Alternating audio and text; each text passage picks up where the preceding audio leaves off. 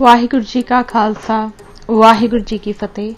Punjabi audio book ਸੁਣ ਰਹੇ ਸਾਰੇ ਸਰੋਤਿਆਂ ਨੂੰ ਮੇਰੇ ਮਨਿੰਦਰ ਕੌਰ ਵੱਲੋਂ ਪਿਆਰ ਭਰੀ ਸਤਿ ਸ਼੍ਰੀ ਅਕਾਲ। ਤੇ ਸਿੱਖ ਵੀ ਨਿਕਲਿਆ ਗਿਆ ਭਾਗ 8ਵਾਂ। ਰੋਟੀ ਖਾਣ ਤੋਂ ਬਾਅਦ ਉਹਨਾਂ ਨੇ ਮੈਨੂੰ ਕਾਰਖਾਨਾ ਵਿਖਾਇਆ ਜਿੱਥੇ ਸਭ ਕੁਝ ਤਿਆਰ ਹੁੰਦਾ ਹੈ। ਤਬੂਕ ਬਣਾਉਣ ਵਾਲੀ ਮਸ਼ੀਨ ਦੀ ਸਾਰੀ ਵਰਕਿੰਗ ਮਸ਼ੀਨ ਚਲਾ ਕੇ ਸਮਝਾਈ। ਕਿੰਨੇ ਸੀਮੈਂਟ ਬਜਰੀ ਤੇ ਰੇਤ ਨਾਲ ਕਿੰਨੇ ਬਲਾਕ ਬਣਦੇ ਹਨ ਤੇ ਇੱਕ ਬਲਾਕ ਕਿੰਨੇ ਦਾ ਬਣਦਾ ਹੈ ਸਭ ਦੱਸਿਆ। ਉੱਥੇ ਪ੍ਰਸ਼ਾਦ ਲਈ ਫੁੱਲੀਆਂ ਭੁੰਨਣ ਲਈ ਵੀ ਉਹਨਾਂ ਆਪਣੀ ਹੀ ਭੱਠੀ ਲਾਈ ਹੋਈ ਹੈ। ਕਾਰਖਾਨੇ ਵਿੱਚ ਸੀਮੈਂਟ ਦੀਆਂ ਸਿੱਧੀਆਂ ਤੇ ਗੋਲ ਚਾਦਰਾਂ ਵੀ ਬਣਦੀਆਂ ਹਨ, ਪਿੱਲਰ, ਜਾਲੀਆਂ, ਗੱਲ ਕੀ ਹਰ ਕੰਮ ਉੱਥੇ ਜੰਗੀ ਪੱਧਰ ਤੇ ਹੋ ਰਿਹਾ ਹੈ। ਉਹਨਾਂ ਨੇ ਮੈਨੂੰ ਦੱਸਿਆ ਕਿ ਜਿੱਥੇ 1 ਲੱਖ ਬੰਦੇ ਦੇ ਇਕੱਠੇ ਹੋਣ ਦਾ ਅਨੁਮਾਨ ਹੋਵੇ ਉੱਥੇ ਅਸੀਂ 400 ਟੱਟੀਆਂ ਬਣਾਉਂਦੇ ਹਾਂ। ਪਿਸ਼ਾਬ ਕਰਨ ਵਾਸਤੇ ਪ੍ਰਬੰਧ ਇਸ ਤੋਂ ਵੱਖਰਾ ਹੁੰਦਾ ਹੈ ਤਾਂ ਕਿ ਕਿਸੇ ਨੂੰ 1 ਮਿੰਟ ਵੀ ਬਾਹਰ ਨਾ ਖਲੋਣਾ ਪਵੇ ਤੇ 1 ਲੱਖ ਬੰਦੇ ਦੇ ਪ੍ਰਵਚਨ ਸੁਣਨ ਆਦਿ ਦਾ ਪ੍ਰਬੰਧ 6 ਦਿਨਾਂ ਵਿੱਚ ਰੰਗ ਰੋਗਨ ਕਰਕੇ ਬਿਲਕੁਲ ਮੁਕੰਮਲ ਕਰ ਦਿੰਦੇ ਹਾਂ। ਟਰੱਕ ਤੇ ਬੁਲਡੋਜ਼ਰ ਵਗੈਰਾ ਸਾਡੇ ਆਪਣੇ ਹਨ। ਫਿਟਿੰਗ ਦਾ ਕੰਮ ਸੇਵਾਦਾਰ ਬਗੈਰ ਕਿਸੇ ਮਿਹਨਤ ਲਈ ਤੋਂ ਮੁਫਤ ਹੀ ਕਰਦੇ ਹਨ। ਜਿੱਥੇ ਇਕੱਠ ਹੋਵੇ ਉੱਥੇ ਵਕਤੀ ਹਸਪਤਾਲ ਵੀ ਬਣਾਇਆ ਜਾਂਦਾ ਹੈ। ਡਾਕਟਰ, ਨਰਸਾਂ ਸਭ ਮੁਫਤ ਦੀ ਸੇਵਾ ਕਰਨ ਵਾਲੇ ਹੁੰਦੇ ਹਨ। ਬਿਜਲੀ ਦੇ ਮਾਹਰ ਤੇ ਹੋਰ ਤਕਨੀਕੀ ਕੰਮ ਸਭ ਸੇਵਾ ਰਿਸ਼ਵਤ ਤੇ ਆਧਾਰਿਤ ਹੈ। ਦੂਜੇ ਪਾਸੇ ਸਿੱਖ ਧਰਮ ਅਸਥਾਨਾਂ ਦੀ ਗੱਲ ਲੈ ਲਓ। ਕਾਰ ਸੇਵਾ ਸ਼੍ਰੋਮਣੀ ਕਮੇਟੀ ਪੈਸੇ ਲੈ ਕੇ ਦਿੰਦੀ ਹੈ। ਜਿਸ ਕਾਰ ਸੇਵਾ ਵਾਲੇ ਸਾਧ ਨੂੰ ਸੇਵਾ ਮਿਲਦੀ ਹੈ ਉਹ ਲਾਗੇ ਦੇ ਪਿੰਡਾਂ ਦਾ ਜੀਣਾ ਹਰਾਮ ਕਰ ਦਿੰਦਾ ਹੈ। ਜੀਪਾਂ ਦੇ ਕੇ ਦੁੱਧ ਇਕੱਠਾ ਕਰਨ ਭੇਜਦਾ ਹੈ। ਕਦੇ ਪੱਕਾ ਪਕਾਇਆ ਲੰਗਰ ਅਤੇ ਕਦੇ ਲੈਂਟਰ ਪਾਉਣ ਲਈ ਨਾਸਾਂ ਵਿੱਚ ਧੂਆਂ ਦੇ ਕੇ ਮੁਫਤ ਦੇ ਕੀਰਤੀ ਇਕੱਠੇ ਕਰਦਾ ਹੈ। ਕਾਰ ਸੇਵਾ ਕਰਦਿਆਂ ਸਾਧ ਉਹ ਗੰਦ ਘੋਲਦਾ ਹੈ ਜਿਹੜਾ ਰਹੇ ਰੱਬ ਦਾ ਨਾਂ। ਰਾਧਾ ਸੁਆਮੀਆਂ ਨੇ ਕਿਤਾਬਾਂ ਤਾਂ ਸੈਂਕੜਿਆਂ ਦੇ ਹਿਸਾਬ ਨਾਲ ਲਿਖੀਆਂ ਹਨ ਪਰ ਗੁਰੂ ਗ੍ਰੰਥ ਸਾਹਿਬ ਵਾਂਗ ਕੋਈ ਗ੍ਰੰਥ ਤਿਆਰ ਨਹੀਂ ਕੀਤਾ। ਡੇਰੇ ਦੇ ਨਾਲ ਹੀ major general, brigadier, IG police, engineer, doctor ਤੇ ਹੋਰ ਸਰਕਾਰੀ ਨੌਕਰੀਆਂ ਤੋਂ ਰਿਟਾਇਰ ਹੋ ਚੁੱਕੇ ਅਫਸਰਾਂ ਦੇ ਆਪੋ ਆਪਣੇ ਛੋਟੇ ਬੰਗਲੇ ਹਨ। ਹਰ ਗੱਡੀ ਬਿਆਸ ਰੇਲਵੇ ਸਟੇਸ਼ਨ ਤੇ ਰੁਕ ਕੇ ਆਉਂਦੀ ਤੇ ਜਾਂਦੀ ਹੈ। ਹੁਣ ਬਿਆਸ ਏਅਰਪੋਰਟ ਬਣਾਉਣ ਦੀ ਤਿਆਰੀ ਵੀ ਹੋ ਰਹੀ ਹੈ ਤਾਂ ਕਿ ਵਿਦੇਸ਼ਾਂ ਤੋਂ ਰਾਧਾ ਸੁਆਮੀ ਜਹਾਜ਼ ਰਾਹੀਂ ਭੰਡਾਰੇ ਤੇ ਆਇਆ ਕਰਨ। ਇਹੋ ਜਿਹੇ ਕੁਝ ਕਾਰਨ ਹਨ ਜਿਨ੍ਹਾਂ ਕਰਕੇ ਸਿੱਖ ਧਰਮ ਵਿੱਚ ਲੋਕਾਂ ਦੀ ਦਿਲਚਸਪੀ ਘਟਦੀ ਜਾਂਦੀ ਹੈ ਤੇ ਰਾਧਾ ਸੁਆਮੀ, ਨਿਰੰਕਾਰੀ ਤੇ ਇਸ ਤਰ੍ਹਾਂ ਦੇ ਹੋਰ ਧਰਮਾਂ ਵਿੱਚ ਵੱਧਦੀ ਜਾਂਦੀ ਹੈ। ਸਿੱਖਾਂ ਵਿੱਚ ਅੱਗੇ ਵਾਲਾ ਉਤਸ਼ਾਹ ਹੈ ਹੀ ਨਹੀਂ। ਅੱਗੇ ਸਿੱਖ ਜਦੋਂ ਵੀ ਕਦੇ ਅੰਮ੍ਰਿਤਸਰ ਜਾਂਦੇ ਤਾਂ ਦਰਬਾਰ ਸਾਹਿਬ ਇਸ਼ਨਾਨ ਜ਼ਰੂਰ ਕਰਦੇ। ਹੁਣ ਵੇਖੀਦਾ ਹੈ ਕਿ ਕੋਈ ਵਿਰਲਾ ਹੀ ਇਸ਼ਨਾਨ ਕਰ ਰਿਹਾ ਹੁੰਦਾ ਹੈ। ਕਿੱਥੇ 1 ਲੱਖ ਬੰਦੇ ਵਾਸਤੇ 400 ਟੱਟੀ ਦਾ ਪ੍ਰਬੰਧ ਤੇ ਕਿੱਥੇ ਦਰਬਾਰ ਸਾਹਿਬ ਦੇ ਦਰਸ਼ਨਾਂ ਨੂੰ ਆਉਣ ਵਾਲੀ ਕਈ ਲੱਖ ਸੰਗਤ ਵਾਸਤੇ ਇੱਕ ਨਿੱਕਾ ਜਿਹਾ ਪਿਸ਼ਾਬ ਘਰ ਜਿੱਥੇ ਮਸਾਂ 6-7 ਆਦਮੀ ਹੀ ਜਾ ਸਕਦੇ ਹਨ। ਇੱਕ ਗੱਲ ਸਿੱਖ ਧਰਮ ਵਿੱਚ ਬੜੀ ਅਜੀਬ ਹੈ। ਜੇ ਕੁਦਰਤੀ ਜ਼ਰੂਰਤ ਟੱਟੀ ਪਿਸ਼ਾਬ ਦੀ ਸਹੂਲਤ ਨਾ ਬਣਾਉਣ ਬਾਰੇ ਪੁੱਛੋ ਤਾਂ ਕਹਿੰਦੇ ਹਨ ਦਰਬਾਰ ਸਾਹਿਬ ਦੇ ਅੰਦਰ ਟੱਟੀ ਖਾਨੇ ਬਣਾ ਕੇ ਗੰਦ ਪਾਉਣਾ ਹੈ। ਪਰ ਦੂਜੇ ਪਾਸੇ ਕਿਸੇ ਵੀ ਡਾਕਟਰ ਨੂੰ ਪੁੱਛ ਲਓ, ਉਹ ਕਹੇਗਾ ਕਿ ਕਰੀਬ 800 ਗ੍ਰਾਮ ਗੰਦ ਹਰ ਵੇਲੇ ਬੰਦੇ ਦੇ ਪੇਟ ਵਿੱਚ ਰਹਿੰਦਾ ਹੈ। ਜੇ ਇਹ ਗੰਦ ਕਿਸੇ ਵਜ੍ਹਾ ਕਰਕੇ ਹੈਜੇ ਆਦਿ ਦੀ ਬਿਮਾਰੀ ਕਾਰਨ ਪੇਟ ਵਿੱਚੋਂ ਨਿਕਲ ਜਾਵੇ ਤਾਂ ਬੰਦਾ ਮਰ ਜਾਂਦਾ ਹੈ। ਇਸੇ ਕਰਕੇ ਹੀ ਟੱਟੀਆਂ ਲੱਗਣ ਦੀ ਬਿਮਾਰੀ ਨੂੰ ਗੰਭੀਰ ਮਿਥਿਆ ਗਿਆ ਹੈ। 800 ਗ੍ਰਾਮ ਗੰਦ ਢਿੱਡ ਵਿੱਚ ਲੈ ਕੇ ਤਾਂ ਬੰਦਾ ਮਹਾਰਾਜ ਦੀ ਹਜ਼ੂਰੀ ਵਿੱਚ ਜਾ ਕੇ ਮੱਥਾ ਵੀ ਟੇਕਦਾ ਹੈ ਤੇ ਮਹਾਰਾਜ ਦੇ ਤਾਬਿਆ ਵੀ ਬੈਠਦਾ ਹੈ। ਪਰ ਪਰਿਕਰਮਾ ਵਿੱਚ ਲੋਕਾਂ ਨੂੰ ਇਹ ਸਹੂਲਤ ਨਾ ਦੇਣੀ ਸਮਝ ਨਹੀਂ ਆਉਂਦੀ ਕਿੱਧਰ ਦੀ ਦਲੀਲ ਹੈ। ਅੱਜ ਕੱਲ ਤਾਂ ਗੁਸਲਖਾਨਿਆਂ ਦੇ ਐਸੇ ਵਧੀਆ ਸੰਦ ਆ ਗਏ ਹਨ ਕਿ ਬੰਦਾ ਜਦੋਂ ਵੀ ਹਾਜਤ ਤੋਂ ਵਿਹਲਾ ਹੋ ਕੇ ਪਿੱਛੇ ਹਟਦਾ ਹੈ ਤਾਂ ਉਸੇ ਵੇਲੇ ਹੀ ਪਾਣੀ ਆਪਣੇ ਆਪ ਚੱਲ ਪੈਂਦਾ ਹੈ। ਬਦਬੂ ਵਗੈਰਾ ਦਾ ਤਾਂ ਸਵਾਲ ਹੀ ਪੈਦਾ ਨਹੀਂ ਹੁੰਦਾ। ਜੇ ਪਰਿਕਰਮਾ ਵਿੱਚ ਕਿਸੇ ਛੋਟੇ ਬੱਚੇ ਨੂੰ ਪਿਸ਼ਾਬ ਜਾਂ ਟੱਟੀ ਆ ਜਾਵੇ ਤਾਂ ਉਹਦਾ ਮਾਪਿਓ ਉਹਨੂੰ ਲੈ ਕੇ ਕਿੱਧਰ ਨੂੰ ਭੱਜੇ। ਮੈਨੂੰ ਇੱਕ ਖਾੜਕੂ ਸਿੰਘ ਦੀ ਗੱਲ ਯਾਦ ਆਈ। ਭਾਈ ਰਮਿੰਦਰ ਸਿੰਘ ਟੈਣੀ ਜਿਹੜੇ ਅਕਾਲੀ ਦਲ ਜਲੰਧਰ ਸ਼ਹਿਰੀ ਦੇ ਉਸ ਵੇਲੇ ਪ੍ਰਧਾਨ ਮਾਸਟਰ ਅਮਰੀਕ ਸਿੰਘ ਦੇ ਬੇਟੇ ਸਨ, ਨੇ ਬਹੁਤ ਹੀ ਬੇਦਾਗ ਅਤੇ ਵਧੀਆ ਖਾੜਕੂ ਜੀਵਨ ਗੁਜ਼ਾਰਿਆ। ਪੁਲਿਸ ਵਾਲੇ ਵੀ ਉਹਨਾਂ ਦੀ ਇੱਜ਼ਤ ਕਰਦੇ ਸਨ ਕਿਉਂਕਿ ਹਵਾਲਾਤ ਵਿੱਚ ਉਹ ਹਰ ਵੇਲੇ ਪਾਠ ਕਰਦੇ ਰਹਿੰਦੇ ਸਨ ਤੇ ਬਾਅਦ ਵਿੱਚ ਖੰਨਾ ਨੇੜੇ ਆਪਣੀ ਪਤਨੀ, ਜਿਸ ਦੇ ਪੇਟ ਵਿੱਚ ਬੱਚਾ ਵੀ ਸੀ, ਸਮੇਤ ਪੁਲਿਸ ਮੁਕਾਬਲੇ ਵਿੱਚ ਸ਼ਹੀਦ ਹੋ ਗਏ ਸਨ। ਇਹ ਭਾਣਾ ਵਾਪਰਨ ਤੇ ਜਦੋਂ ਮੈਂ ਅਫਸੋਸ ਕਰਨ ਮਾਸਟਰ ਜੀ ਦੇ ਘਰ ਗਿਆ ਤਾਂ ਉਹਨਾਂ ਨੇ ਦੱਸਿਆ ਕਿ ਟੈਣੀ ਨੇ ਕਿਹਾ ਸੀ ਕਿ ਇਸ ਕਮਰੇ ਵਿੱਚ ਫਰਸ਼ ਥੱਲੇ ਸੀਵਰੇਜ ਦੇ ਪਾਈਪ ਨਾ ਪਾਇਓ ਕਿਉਂਕਿ ਜੇ ਕਦੇ ਮੈਂ ਇੱਥੇ ਆਵਾਂ ਤਾਂ ਬੈਠ ਕੇ ਭਜਨ ਬੰਦਗੀ ਕਰਨੀ ਹੁੰਦੀ ਹੈ। ਮੈਂ ਇਹ ਗੱਲ ਸੁਣ ਕੇ ਹੈਰਾਨ ਰਹਿ ਗਿਆ ਕਿਉਂਕਿ ਰਮਿੰਦਰ ਸਿੰਘ ਟੈਣੀ ਇੱਕ ਪੜ੍ਹਿਆ ਲਿਖਿਆ ਨੌਜਵਾਨ ਸੀ ਤੇ ਇੱਕ ਨਿੱਜੀ ਕਾਲਜ ਚਲਾਉਂਦਾ ਸੀ ਜਿਸ ਵਿੱਚ ਸਾਇੰਸ ਦੀਆਂ ਵੀ ਸ਼ਾਇਦ ਕਲਾਸਾਂ ਲੱਗਦੀਆਂ ਸਨ। ਪਾਈਪ ਤੇ ਜ਼ਮੀਨ ਦੇ ਥੱਲੇ ਪੈਣੇ ਸਨ। ਉੱਪਰ 2.5-3 ਇੰਚ ਮੋਟੀ ਕੰਕਰੀਟ ਦੀ ਫਰਸ਼ ਪੈਣੀ ਸੀ, ਪਰ ਫੇਰ ਵੀ ਥੱਲੇ ਪਾਈਪ ਨਾ ਪਾਉਣ ਦੀ ਹਿਦਾਇਤ ਸੀ। ਦਮਦਮੀ ਟਕਸਾਲ ਚੌਂਕ ਮਹਿਤਾ ਗੁਰਦੁਆਰਾ ਗੁਰਦਰਸ਼ਨ ਪ੍ਰਕਾਸ਼ ਵਿਖੇ ਡੇਰੇ ਦੇ ਸਿੰਘਾਂ ਦੇ ਰਹਿਣ ਲਈ ਕਮਰੇ ਬਣੇ ਹੋਏ ਹਨ। ਗੁਰਦੁਆਰਾ ਸਾਹਿਬ ਦਾ ਖੁੱਲ੍ਹਾ ਅਹਾਤਾ ਕਈ ਏਕੜ ਜ਼ਮੀਨ ਵਿੱਚ ਹੈ। ਰਿਹਾਇਸ਼ ਵਾਲੇ ਕਮਰੇ ਅਹਾਤੇ ਦੇ ਇੱਕ ਬੰਨੇ ਬਣੇ ਹੋਏ ਹਨ ਤੇ ਬਾਥਰੂਮ ਅਹਾਤੇ ਦੇ ਦੂਜੇ ਬੰਨੇ। ਜੇ ਕਿਸੇ ਨਵੀਂ ਬਣੀ ਇਮਾਰਤ ਚੰਡੀਗੜ੍ਹ ਲੰਗਰ ਵਾਲੇ ਹਾਲ ਦੇ ਉੱਪਰ ਬਣੀ ਇਮਾਰਤ ਨੂੰ ਕਹਿੰਦੇ ਹਨ ਤੇ ਉਸ ਦੀ ਨਾਲ ਵਾਲੀ ਇਮਾਰਤ ਵਿੱਚ ਰਹਿੰਦੇ ਬੰਦੇ ਨੂੰ ਹਾਜਤ ਹੋ ਜਾਵੇ ਤਾਂ ਮੈਂ ਨਹੀਂ ਸਮਝਦਾ ਉਹ ਅਹਾਤੇ ਦੇ ਦੂਜੇ ਬੰਨੇ ਬਣੇ ਬਾਥਰੂਮ ਤੱਕ ਪਹੁੰਚ ਸਕੇ। ਜੇ ਹੁਣ ਵੀ ਉਸ ਇਮਾਰਤ ਵਿੱਚ ਕਿਸੇ ਬਾਹਰੋਂ ਗਏ ਵਿਅਕਤੀ ਨੂੰ ਪਿਸ਼ਾਬ ਆ ਜਾਵੇ ਤਾਂ ਉੱਥੇ ਰਹਿਣ ਵਾਲੇ ਸਿੰਘ ਕਹਿੰਦੇ ਹਨ, ਆਰੇ ਵਾਲੇ ਬੰਨੇ ਪਿੱਛੇ ਜਾ ਕੇ ਕਰ ਆਓ। ਕਿ ਇਸ ਨਾਲੋਂ ਇਹ ਚੰਗਾ ਨਹੀਂ ਸੀ ਕਿ ਹਰ ਕਮਰੇ ਨਾਲ ਸੰਬੰਧਿਤ ਇੱਕ ਬਾਥਰੂਮ ਹੁੰਦਾ, ਪਰ ਸਵੱਛਤਾ ਤੇ ਬ੍ਰਾਹਮਣ ਦੀ ਸੁੱਚ ਨੇ ਇਹ ਹੋਣ ਨਹੀਂ ਦਿੱਤਾ। ਲੋਕ ਸਮੇਂ ਦੇ ਨਾਲ ਨਾਲ ਅਗਾਂਹ ਨੂੰ ਜਾਂਦੇ ਹਨ, ਪਰ ਸਿੱਖ ਦਿਨੋਂ ਦਿਨੀ 16ਵੀਂ ਸਦੀ ਵੱਲ ਨੂੰ ਜਾ ਰਹੇ ਹਨ। ਇਸੇ ਕਰਕੇ ਹੀ ਇਹ ਉੱਥੇ ਪਹੁੰਚ ਚੱਲੇ ਹਨ ਜਿੱਥੋਂ ਤੁਰੇ ਸੀ। ਬ੍ਰਾਹਮਣਵਾਦ ਦਾ ਦੰਦਨਾਉਂਦਾ ਅਜਗਰ ਇਹਨਾਂ ਨੂੰ ਨਿਗਲ ਚੱਲਿਆ ਹੈ। ਮੇਰੀ ਮਾਤਾ ਜੀ ਦੀ ਬੜੀ ਖਾਹਿਸ਼ ਸੀ ਕਿ ਉਹ ਦਿੱਲੀ ਦੇ ਗੁਰਦੁਆਰਿਆਂ ਦੇ ਦਰਸ਼ਨ ਕਰੇ। ਉਹ ਵਿਚਾਰੀ ਇਸ ਤੋਂ ਪਹਿਲਾਂ ਕਦੇ ਵੀ ਦਿੱਲੀ ਨਹੀਂ ਸੀ ਗਈ। ਮੈਨੂੰ ਕਈ ਵਾਰ ਪੁੱਛਦੀ ਰਹਿੰਦੀ ਸੀ, ਗੁਰਦੁਆਰਾ ਸੀਸਗੰਜ ਸਾਹਿਬ ਤੇ ਬਹੁਤ ਵੱਡਾ ਹੋਣਾ, ਕਹਿੰਦੇ ਲਾਲ ਕਿਲਾ ਵੀ ਉੱਥੋਂ ਲਾਗੇ ਹੀ ਆ।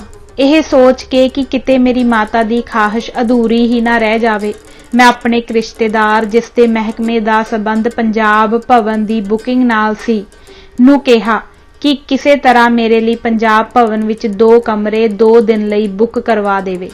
ਜਦੋਂ ਮੈਂ ਗੁਰਦੁਆਰਿਆਂ ਦੇ ਦਰਸ਼ਨ ਦੀ ਗੱਲ ਦੱਸੀ ਤਾਂ ਉਸ ਰਿਸ਼ਤੇਦਾਰ ਦੀ ਮਾਂ ਵੀ ਉਹਦੇ ਖਹਿੜੇ ਪੈ ਗਈ ਕਿ ਮੈਂ ਵੀ ਦਿੱਲੀ ਕਦੇ ਨਹੀਂ ਗਈ। ਸਬੱਬ ਨਾਲ ਹੁਣ ਸਾਥ ਬਣਿਆ ਹੈ, ਮੈਨੂੰ ਵੀ ਨਾਲ ਲੈ ਕੇ ਚੱਲ। ਦਿੱਲੀ ਕੋਈ ਪੰਜਾਬ ਦੀ ਰਾਜਨੀਤਿਕ ਸਰਗਰਮੀ ਚੱਲ ਰਹੀ ਸੀ, ਇਸ ਲਈ ਕਮਰੇ ਬੁੱਕ ਨਾ ਹੋ ਸਕੇ। ਇੱਕ ਪਾਰਟੀ ਤੇ ਅਸੀਂ ਇਕੱਠੇ ਹੋਏ ਤੇ ਮੈਂ ਆਪਣੇ ਰਿਸ਼ਤੇਦਾਰ ਨਾਲ ਦਿੱਲੀ ਜਾਣ ਦੇ ਪ੍ਰੋਗਰਾਮ ਦੀਆਂ ਗੱਲਾਂ ਕਰ ਰਿਹਾ ਸਾਂ ਕਿ ਨਿਰੰਜਨ ਸਿੰਘ, ਜੋ ਉਦੋਂ DC ਗੁਰਦਾਸਪੁਰ ਲੱਗੇ ਹੋਏ ਸਨ, ਸਾਡੇ ਨਾਲ ਹੀ ਬੈਠੇ ਸਨ। ਮੇਰੇ ਵੀ ਉਹ ਥੋੜੇ ਜਿਹੇ ਵਾਕਫ ਸਨ, ਪਰ ਮੇਰੇ ਰਿਸ਼ਤੇਦਾਰ ਦੇ ਉਹ ਚੰਡੀਗੜ੍ਹ ਅਫਸਰ ਰਹਿ ਚੁੱਕੇ ਸਨ। ਉਹਨਾਂ ਸਾਨੂੰ ਕਿਹਾ, ਪੰਜਾਬ ਭਵਨ ਤੁਸਾਂ ਜ਼ਰੂਰ ਠਹਿਰਨਾ ਹੈ, ਮੈਂ ਤੁਹਾਨੂੰ ਚਿੱਠੀ ਲਿਖ ਕੇ ਦਿੰਦਾ ਹਾਂ, ਤੁਸੀਂ ਦਿੱਲੀ ਜਾ ਕੇ ਨਿਰੰਕਾਰੀ ਭਵਨ ਵਿੱਚ ਠਹਿਰਿਓ, ਭਾਵੇਂ ਉੱਥੇ 10 ਦਿਨ ਰਹੋ। ਇਹ ਗੱਲ ਦਸੰਬਰ 1977 ਜਾਂ ਜਨਵਰੀ 1978 ਦੀ ਹੈ। ਉਦੋਂ ਅਜੇ ਸਿੱਖਾਂ ਤੇ ਨਿਰੰਕਾਰੀਆਂ ਵਿੱਚ ਕੋਈ ਝਗੜਾ ਨਹੀਂ ਸੀ ਤੇ ਆਮ ਲੋਕਾਂ ਨੂੰ, ਖਾਸ ਕਰਕੇ ਦੁਆਬੇ ਵਿੱਚ ਨਿਰੰਕਾਰੀ ਕੋਈ ਬਹੁਤੇ ਮਸ਼ਹੂਰ ਵੀ ਨਹੀਂ ਸਨ। ਬਸ ਇੰਨਾ ਸੁਣੀਦਾ ਸੀ ਕਿ ਨਿਰੰਕਾਰੀ ਬਾਬਾ ਆਪਣਾ ਇੱਕ ਹੱਥ ਉੱਪਰ ਤੇ ਇੱਕ ਹੱਥ ਥੱਲੇ ਰੱਖ ਕੇ ਲੋਕਾਂ ਨੂੰ ਦੱਸਦਾ ਹੈ ਕਿ ਦੋਹਾਂ ਹੱਥਾਂ ਵਿੱਚ ਜਿਹੜਾ ਫਾਸਲਾ ਹੈ, ਬਸ ਉਹ ਹੀ ਪਰਮਾਤਮਾ ਹੈ। ਨਿਰੰਜਨ ਸਿੰਘ ਵੀ ਨਿਰੰਕਾਰੀ ਬਾਬੇ ਦਾ ਸਮਝੋ ਸੱਜਾ ਹੱਥ ਸੀ। ਉਹਦੇ ਕੋਲੋਂ ਚਿੱਠੀ ਲੈ ਕੇ ਅਸੀਂ 2 ਪਰਿਵਾਰ 2 ਕਾਰਾਂ ਤੇ ਦਿੱਲੀ ਚਲੇ ਗਏ। ਰੋਹਤਕ ਰੋਡ ਤੇ ਕਿੰਗਜ਼ਵੇ ਕੈਂਪ ਵਿੱਚ ਨਿਰੰਕਾਰੀ ਭਵਨ ਹੈ। ਜਦੋਂ ਸਾਡੀਆਂ ਕਾਰਾਂ ਨਿਰੰਕਾਰੀ ਭਵਨ ਅੱਗੇ ਰੁਕੀਆਂ ਤਾਂ ਮੇਰੇ ਰਿਸ਼ਤੇਦਾਰ ਨੇ ਨਿਰੰਜਨ ਸਿੰਘ ਵਾਲੀ ਚਿੱਠੀ ਗੇਟ ਤੇ ਖਲੋਤੇ 2 ਬੰਦਿਆਂ ਵਿੱਚੋਂ ਇੱਕ ਨੂੰ ਦਿੱਤੀ। ਉਹ ਚਿੱਠੀ ਲੈ ਕੇ ਅੰਦਰ ਚਲਾ ਗਿਆ ਤੇ ਆਪਣੇ ਨਾਲ 5-6 ਬੰਦਿਆਂ ਨੂੰ ਲਿਆਇਆ। ਉਹਨਾਂ ਵਿੱਚ ਇੱਕ ਆਦਖੜ ਜਹੀ ਚੰਗੀ ਡੀਲ ਡੋਲ ਤੇ ਪੂਰੇ ਰੋਬ ਵਾਲੀ ਔਰਤ ਵੀ ਸੀ। ਉਸ ਆਉਂਦੀ ਨੇ ਹੀ ਸਾਨੂੰ ਉੱਚੀ ਸਾਰੀ ਧੰਨ ਨਿਰੰਕਾਰ ਕਿਹਾ ਤੇ ਅਸਾਂ ਅੱਗੋਂ ਸਤਿ ਸ੍ਰੀ ਅਕਾਲ ਕਹਿ ਕੇ ਜਵਾਬ ਦਿੱਤਾ। ਸਾਨੂੰ ਕੋਈ ਪਤਾ ਨਹੀਂ ਸੀ ਕਿ ਅੱਗੋਂ ਸਾਨੂੰ ਵੀ ਧੰਨ ਨਿਰੰਕਾਰ ਕਹਿਣਾ ਚਾਹੀਦਾ ਹੈ। ਉਸ ਬੀਬੀ ਨੇ ਹੁਕਮ ਦੇਣ ਵਾਲੇ ਲਹਿਜੇ ਵਿੱਚ ਇੱਕ ਅੰਮ੍ਰਿਤਧਾਰੀ ਸਿੰਘ, ਜਿਸ ਨੂੰ ਉਸਨੇ ਗਿਆਨੀ ਜੀ ਕਰਕੇ ਸੰਬੋਧਨ ਕੀਤਾ ਸੀ, ਕਿਹਾ, ਗਿਆਨੀ ਜੀ, ਇਹਨਾਂ ਨੂੰ 13 ਤੇ 14 ਨੰਬਰ ਕਮਰੇ ਦੇ ਦਿਓ। ਫਿਰ ਉਸਨੇ ਸਾਨੂੰ ਕਿਹਾ, ਕਮਰੇ ਤੇ ਹੋਰ ਵੀ ਬਹੁਤ ਹਨ, ਪਰ ਇਹ ਦੋਵੇਂ ਕਮਰੇ ਬੜੇ ਖੁੱਲੇ ਡੁੱਲੇ ਹਨ ਤੇ ਤੁਹਾਡੇ ਨਾਲ ਛੋਟੇ ਬੱਚੇ ਹਨ, ਉੱਪਰ ਖੇਡਣਗੇ ਤੇ ਜੇ ਇਹਨਾਂ ਦਾ ਜੀ ਕਰੇ ਤਾਂ ਥੱਲੇ ਆ ਕੇ ਵਿਹੜੇ ਵਿੱਚ ਵੀ ਖੇਡ ਸਕਦੇ ਹਨ। ਹੁਣੇ ਹੀ ਖੇਡਣ ਲਈ ਕਈ ਬੱਚੇ ਆ ਜਾਣੇ ਹਨ। ਇਹ ਦੋਵੇਂ ਕਮਰੇ ਪਹਿਲੀ ਮੰਜ਼ਲ ਤੇ ਸਨ ਤੇ ਇਹਨਾਂ ਦੇ ਬਿਲਕੁਲ ਸਾਹਮਣੇ ਥੱਲੇ ਵਿਹੜਾ ਸੀ। ਵਿਹੜੇ ਤੋਂ ਪਰਲੇ ਪਾਸੇ ਨਿਰੰਕਾਰੀ ਬਾਬੇ ਗੁਰਬਚਨ ਸਿੰਘ ਦੀ ਰਿਹਾਇਸ਼ ਸੀ। ਉਹਨਾਂ ਦੇ ਘਰ ਦੇ ਦਰਵਾਜ਼ੇ ਇਸ ਵਿਹੜੇ ਵਿੱਚ ਖੁੱਲਦੇ ਸਨ। ਕਾਰ ਆ ਕੇ ਦਰਵਾਜ਼ੇ ਅੱਗੇ ਖਲੋ ਜਾਂਦੀ ਤੇ ਨਿਰੰਕਾਰੀ ਬਾਬਾ ਕਾਰ ਵਿੱਚੋਂ ਉਤਰ ਕੇ ਕਮਰੇ ਵਿੱਚ ਚਲਾ ਜਾਂਦਾ। ਇਸੇ ਘਰ ਅੱਗੇ ਹੀ ਜਦੋਂ ਕਾਰ ਆ ਕੇ ਰੁਕੀ ਸੀ ਤੇ ਬਾਬਾ ਤੇ ਉਹਨਾਂ ਦਾ ਡਰਾਈਵਰ ਕਮਗਨ ਮੈਨ ਪ੍ਰਤਾਪ ਸਿੰਘ ਕਾਰ ਵਿੱਚੋਂ ਬਾਹਰ ਨਿਕਲੇ ਸਨ ਤਾਂ 13 ਨੰਬਰ ਕਮਰੇ ਦੀ ਬਾਰੀ ਵਿੱਚੋਂ ਦੀ ਹੀ ਗੋਲੀ ਚਲਾ ਕੇ ਭਾਈ ਰਣਜੀਤ ਸਿੰਘ ਨੇ ਉਹਨਾਂ ਨੂੰ ਮਾਰਿਆ ਦੱਸਦੇ ਹਨ। ਫਿਰ 13 ਨੰਬਰ ਕਮਰੇ ਦੀ ਹੀ ਪਿਛਲੀ ਬਾਰੀ, ਜਿਸ ਦੀ ਗ੍ਰਿਲ ਦੱਸਦੇ ਹਨ ਕਿ ਭਾਈ ਰਣਜੀਤ ਸਿੰਘ ਨੇ ਇੱਕ ਦਿਨ ਪਹਿਲਾਂ ਹੀ ਖੋਲੀ ਹੋਈ ਸੀ ਤੇ ਸਿਰਫ ਮਾੜੇ ਪੇਚ ਹੀ ਅੜਾਏ ਹੋਏ ਸਨ, ਨੂੰ ਪਿੱਛੇ ਹਟਾ ਕੇ ਪਿਛਲੇ ਪਾਸੇ ਉਤਰ ਕੇ ਉਹ ਫਰਾਰ ਹੋ ਗਏ ਸਨ। ਇਹ ਗੱਲਾਂ ਭਾਈ ਰਣਜੀਤ ਸਿੰਘ ਦੇ ਚਲਾਨ ਵਿੱਚ ਲਿਖੀਆਂ ਹੋਈਆਂ ਹਨ, ਜਿਸ ਦਾ ਜੇਲ੍ਹ ਵਿੱਚ ਮੈਂ ਅੰਗਰੇਜ਼ੀ ਤੋਂ ਪੰਜਾਬੀ ਵਿੱਚ ਉਲਥਾ ਕਰਕੇ ਭਾਈ ਸਾਹਿਬ ਨੂੰ ਦਿੱਤਾ ਸੀ। ਉਸ ਗਿਆਨੀ ਵਿਚਾਰੇ ਨੂੰ ਵੀ, ਜਿਹੜਾ ਸਾਨੂੰ ਅੰਦਰ ਲਿਆਇਆ ਸੀ, ਦੱਸਦੇ ਹਨ ਕਿ ਸ਼ੱਕ ਵਿੱਚ ਪੁਲਿਸ ਨੇ ਫੜ ਲਿਆ ਸੀ ਤੇ ਉਸ ਨੂੰ ਬੜੀ ਕੁੱਟ ਪਈ ਸੀ। ਸਾਡੀਆਂ ਕਾਰਾਂ, ਜਿਨ੍ਹਾਂ ਉੱਤੇ ਸਮਾਨ ਤੇ ਬਿਸਤਰੇ ਵਗੈਰਾ ਲੱਦੇ ਹੋਏ ਸਨ, ਡਿਓਢੀ ਵਿੱਚੋਂ ਹੋ ਕੇ ਵਿਹੜੇ ਵਿੱਚ ਆਈਆਂ ਤਾਂ ਦੋਹੀਂ ਪਾਸੇ ਨਿਰੰਕਾਰੀ ਹੱਥ ਜੋੜ ਕੇ ਖਲੋਤੇ ਸਨ। ਮੇਰੀ ਮਾਤਾ ਤਾਂ ਉਹ ਸਵਾਗਤ ਵੇਖ ਕੇ ਬੜੀ ਪ੍ਰਸੰਨ ਹੋਈ ਤੇ ਹੌਲੀ ਆਖੀ ਜਾਵੇ, ਇਹ ਹੈ ਤੇ ਵਿਚਾਰੇ ਬੜੇ ਚੰਗੇ, ਪਰ ਇਹ ਸਿੱਖ ਨਹੀਂ ਲੱਗਦੇ। ਮੈਂ ਪੁੱਛਾਂ, ਮਾਤਾ ਤੁਸਾਂ ਕਿੱਥੋਂ ਹਿਸਾਬ ਲਾਇਆ? ਇੱਕ ਤੇ ਇਹ ਫਤਿਹ ਨਹੀਂ ਬੁਲਾਉਂਦੇ ਤੇ ਹੋਰ ਹੀ ਕੁਝ ਕਹਿੰਦੇ ਆ, ਤੇ ਦੂਜਾ ਜਿੱਦਾਂ ਇਹ ਖੁਸ਼ ਹੋ ਕੇ ਲੋ ਪੈਂਦੇ ਆ ਤੇ ਐਡਾ ਲਾਡ ਕਰਦੇ ਆ, ਆਪਾਂ ਸਿੱਖ ਐਦਾਂ ਕਿੱਥੇ ਕਰਦੇ ਆ? ਮੇਰੀ ਅਨਪੜ੍ਹ ਮਾਤਾ ਦਾ ਇਹ ਅੰਦਾਜ਼ਾ ਬਿਲਕੁਲ ਦਰੁਸਤ ਸੀ। ਜਦੋਂ ਅਸੀਂ ਦੋਵੇਂ ਪਰਿਵਾਰ ਕਾਰਾਂ ਤੋਂ ਥੱਲੇ ਉਤਰੇ ਤਾਂ ਉਹ ਸਾਰੇ ਸਾਡੇ ਪੈਰਾਂ ਨੂੰ ਹੱਥ ਲਾਉਣ, ਕਿਉਂਕਿ ਨਿਰੰਕਾਰੀਆਂ ਦਾ ਦੂਜੇ ਦੇ ਪੈਰਾਂ ਨੂੰ ਹੱਥ ਲਾਉਣਾ ਪਹਿਲਾ ਅਸੂਲ ਹੈ, ਪਰ ਅਸੀਂ ਡੰਗਰਾਂ ਵਾਂਗ ਉੱਦਾਂ ਹੀ ਖਲੋਤੇ ਰਹੀਏ। ਸਗੋਂ ਜਦੋਂ ਉਹ ਪੈਰਾਂ ਵੱਲ ਨੂੰ ਹੱਥ ਕਰਕੇ ਗਾਂਹ ਨੂੰ ਆਉਣ ਤਾਂ ਅਸੀਂ ਆਪਣੇ ਪੈਰ 2 ਕਦਮ ਪਿਛਾਂਹ ਨੂੰ ਕਰ ਲਈਏ। ਉਹਨਾਂ ਨਿਰੰਕਾਰੀਆਂ ਵਿੱਚੋਂ ਇੱਕ ਬਿਰਧ ਜਿਹੀ ਔਰਤ ਨੇ ਆ ਕੇ ਮੇਰੀ ਮਾਤਾ ਨੂੰ ਧੰਨ ਨਿਰੰਕਾਰ ਕਿਹਾ ਤੇ ਅੱਗੋਂ ਮੇਰੀ ਮਾਤਾ ਨੇ ਧੰਨ ਨਿਰੰਕਾਰੀਆਂ ਕਿਹਾ ਤਾਂ ਨਿਰੰਕਾਰ ਦੀ ਥਾਂ ਨਿਰੰਕਾਰੀਆਂ ਸੁਣ ਕੇ ਸ਼ਾਇਦ ਉਹਨਾਂ ਨੂੰ ਕੋਈ ਸ਼ੱਕ ਨਹੀਂ ਰਿਹਾ ਹੋਣਾ ਕਿ ਇਹ ਦੇਸੀ ਜਿਹੇ ਸਿੱਖ ਹਨ ਤੇ ਨਿਰੰਕਾਰੀਆਂ ਦੇ ਕਿਤੇ ਨੇੜਿਓਂ ਤੇੜਿਓਂ ਵੀ ਨਹੀਂ ਲੰਘੇ ਹੋਏ। ਕਹਿੰਦੇ ਹਨ ਕਿ ਇਹ ਧਰਮ ਬਾਬਾ ਲਾਲ ਦਿਆਲ ਜੀ, ਜੋ ਬਹੁਤ ਹੀ ਭਜਨ ਬੰਦਗੀ ਵਾਲੇ ਸਨ, ਤੋਂ ਸ਼ੁਰੂ ਹੋਇਆ। ਉਹ ਜਦੋਂ ਵਜਦ ਵਿੱਚ ਆਉਂਦੇ ਤਾਂ ਕਹਿੰਦੇ, ਬੋਲ ਸੰਗਤੇ ਧੰਨ ਨਿਰੰਕਾਰ। ਫਿਰ ਅਵਤਾਰ ਸਿੰਘ ਨਾਂ ਦਾ ਉਹਨਾਂ ਦਾ ਇੱਕ ਸ਼ਰਧਾਲੂ ਉਹਨਾਂ ਦੇ ਡੇਰੇ ਤੋਂ ਅਲੱਗ ਹੋ ਗਿਆ ਤੇ ਨਵਾਂ ਡੇਰਾ ਬਣਾ ਕੇ ਨਿਰੰਕਾਰੀ ਬਣ ਗਿਆ। ਬਾਬਾ ਲਾਲ ਦਿਆਲ ਵਾਲੇ ਨਿਰੰਕਾਰੀ ਅਜੇ ਵੀ ਹਨ, ਪਰ ਬਹੁਤੀ ਮਸ਼ਹੂਰੀ ਹੁਣ ਇਸੇ ਧਰਮ ਦੀ ਹੀ ਹੈ। ਇਸ ਧਰਮ ਵਿੱਚ ਕੁਝ ਵੀ ਕਰਨ ਦੀ ਖੁੱਲ੍ਹ ਹੈ। ਇੱਕ ਵਾਰ ਕਿਸੇ ਨੇ ਬਾਬਾ ਗੁਰਬਚਨ ਸਿੰਘ ਨੂੰ ਪੁੱਛਿਆ, ਬਾਬਾ ਜੀ, ਗਾਂ ਦਾ ਮਾਸ ਖਾ ਲੈਣਾ ਚਾਹੀਦਾ ਹੈ? ਤਾਂ ਉਹਨਾਂ ਨੇ ਕਿਹਾ, ਹਾਂ, ਪਰ ਸੂਰ ਦੇ ਮਾਸ ਵਿੱਚ ਰਲਾ ਕੇ। ਇਹਨਾਂ ਦੀਆਂ 2 ਕਿਤਾਬਾਂ ਅਵਤਾਰ ਬਾਣੀ ਤੇ ਯੁੱਗ ਪੁਰਸ਼ ਹਨ, ਜਿਨ੍ਹਾਂ ਵਿੱਚ ਸਿੱਖ ਗੁਰੂਆਂ ਤੇ ਸਿੱਖ ਤੀਰਥ ਅਸਥਾਨਾਂ ਦੀ ਬੜੀ ਬਦਖੋਹੀ ਕੀਤੀ ਹੋਈ ਹੈ ਤੇ ਲਿਖਿਆ ਹੋਇਆ ਹੈ ਕਿ ਮੈਂ ਅੰਮ੍ਰਿਤਸਰ ਦਰਬਾਰ ਸਾਹਿਬ ਵੀ ਜਾਂਦਾ ਰਿਹਾ ਤੇ ਸਰੋਵਰ ਵਿੱਚ ਵੀ ਨਹਾਉਂਦਾ ਰਿਹਾ, ਪਰ ਮੈਨੂੰ ਕੋਈ ਫਾਇਦਾ ਨਾ ਹੋਇਆ। ਜਦੋਂ ਦਾ ਨਿਰੰਕਾਰੀਆਂ ਦੀ ਸ਼ਰਨ ਵਿੱਚ ਆਇਆ ਹਾਂ, ਉਦੋਂ ਦਾ ਹੀ ਮੈਨੂੰ ਗਿਆਨ ਪ੍ਰਾਪਤ ਹੋਇਆ ਹੈ। ਇਹਨਾਂ ਦੀ ਕਿਤਾਬ ਵਿੱਚ ਲਿਖਿਆ ਹੋਇਆ ਹੈ, ਗੁਰਬਚਨ ਗੁਰੂ ਹੈ ਜਗਤ ਕਾ, ਸਭ ਕਾ ਪਾਲਣਹਾਰ। ਸਿੱਖਾਂ ਨੂੰ ਉਸ ਦਾ ਇਹ ਕਹਿਣਾ ਬੜਾ ਬੁਰਾ ਲੱਗਦਾ ਹੈ ਤੇ ਸਿੱਖ ਕਹਿੰਦੇ ਹਨ ਕਿ ਜੇ ਇਹ ਆਖੇ ਕਿ ਗੁਰਬਚਨ ਗੁਰੂ ਹੈ ਨਿਰੰਕਾਰੀਆਂ ਦਾ ਪਾਲਣਹਾਰ ਤਾਂ ਸਾਨੂੰ ਕੋਈ ਇਤਰਾਜ਼ ਨਹੀਂ, ਪਰ ਜਦੋਂ ਇਹ ਕਹਿੰਦਾ ਹੈ ਸਭ ਦਾ ਪਾਲਣਹਾਰ ਤਾਂ ਸਾਡਾ ਪਾਲਣਹਾਰ ਸਰਬ ਸ਼ਕਤੀਮਾਨ ਪਰਮਾਤਮਾ ਹੈ, ਢਿੱਡ ਵਿੱਚ ਗੂੰ ਲੈ ਕੇ ਫਿਰਨ ਵਾਲਾ ਮਨੁੱਖ ਨਹੀਂ। ਦੂਜੀ ਇਤਰਾਜ਼ ਵਾਲੀ ਗੱਲ ਇਹ ਸੀ ਕਿ ਇਹਨਾਂ ਨੇ ਆਪਣੇ ਡੇਰੇ ਦੀਆਂ ਜਨਾਨੀਆਂ ਦਾ ਨਾਂ ਬੇਬੇ ਨਾਨਕੀ, ਬੀਬੀ ਭਾਨੀ, ਮਾਤਾ ਜੀਤੋ ਜੀ, ਮਾਤਾ ਸਾਹਿਬ ਕੌਰ, ਮਾਈ ਭਾਗੋ, ਬੀਬੀ ਵੀਰੋ ਤੇ ਇਸ ਤਰ੍ਹਾਂ ਦੇ ਹੋਰ ਗੁਰੂ ਪਰਿਵਾਰ ਨਾਲ ਸੰਬੰਧਿਤ ਰੱਖੇ ਹੋਏ ਹਨ। ਤੀਜਾ ਇਹ ਕਹਿੰਦੇ ਹਨ, ਸ਼ਾਇਦ ਹੁਣ ਵੀ ਕਹਿੰਦੇ ਹੋਣ, ਕਿ ਗੁਰੂ ਗੋਬਿੰਦ ਸਿੰਘ ਨੇ 5 ਪਿਆਰੇ ਬਣਾਏ ਹਨ ਤੇ ਸਾਡੇ 7 ਸਿਤਾਰੇ ਹਨ। ਇਹਨਾਂ 7 ਸਿਤਾਰਿਆਂ ਵਿੱਚੋਂ 2-3 ਖਾੜਕੂਆਂ ਵੱਲੋਂ ਮਾਰੇ ਵੀ ਜਾ ਚੁੱਕੇ ਹਨ। ਇਹਨਾਂ ਦੀਆਂ ਦੋਵੇਂ ਕਿਤਾਬਾਂ ਸ਼ਾਇਦ ਦਵਿੰਦਰ ਸਤਿਆਰਥੀ ਨੇ ਲਿਖੀਆਂ ਹਨ। ਇਹਨਾਂ ਦਾ ਸਾਰਾ ਪ੍ਰਚਾਰ ਵੀ ਸਿੱਖੀ ਦੇ ਵਿਰੁੱਧ ਹੈ।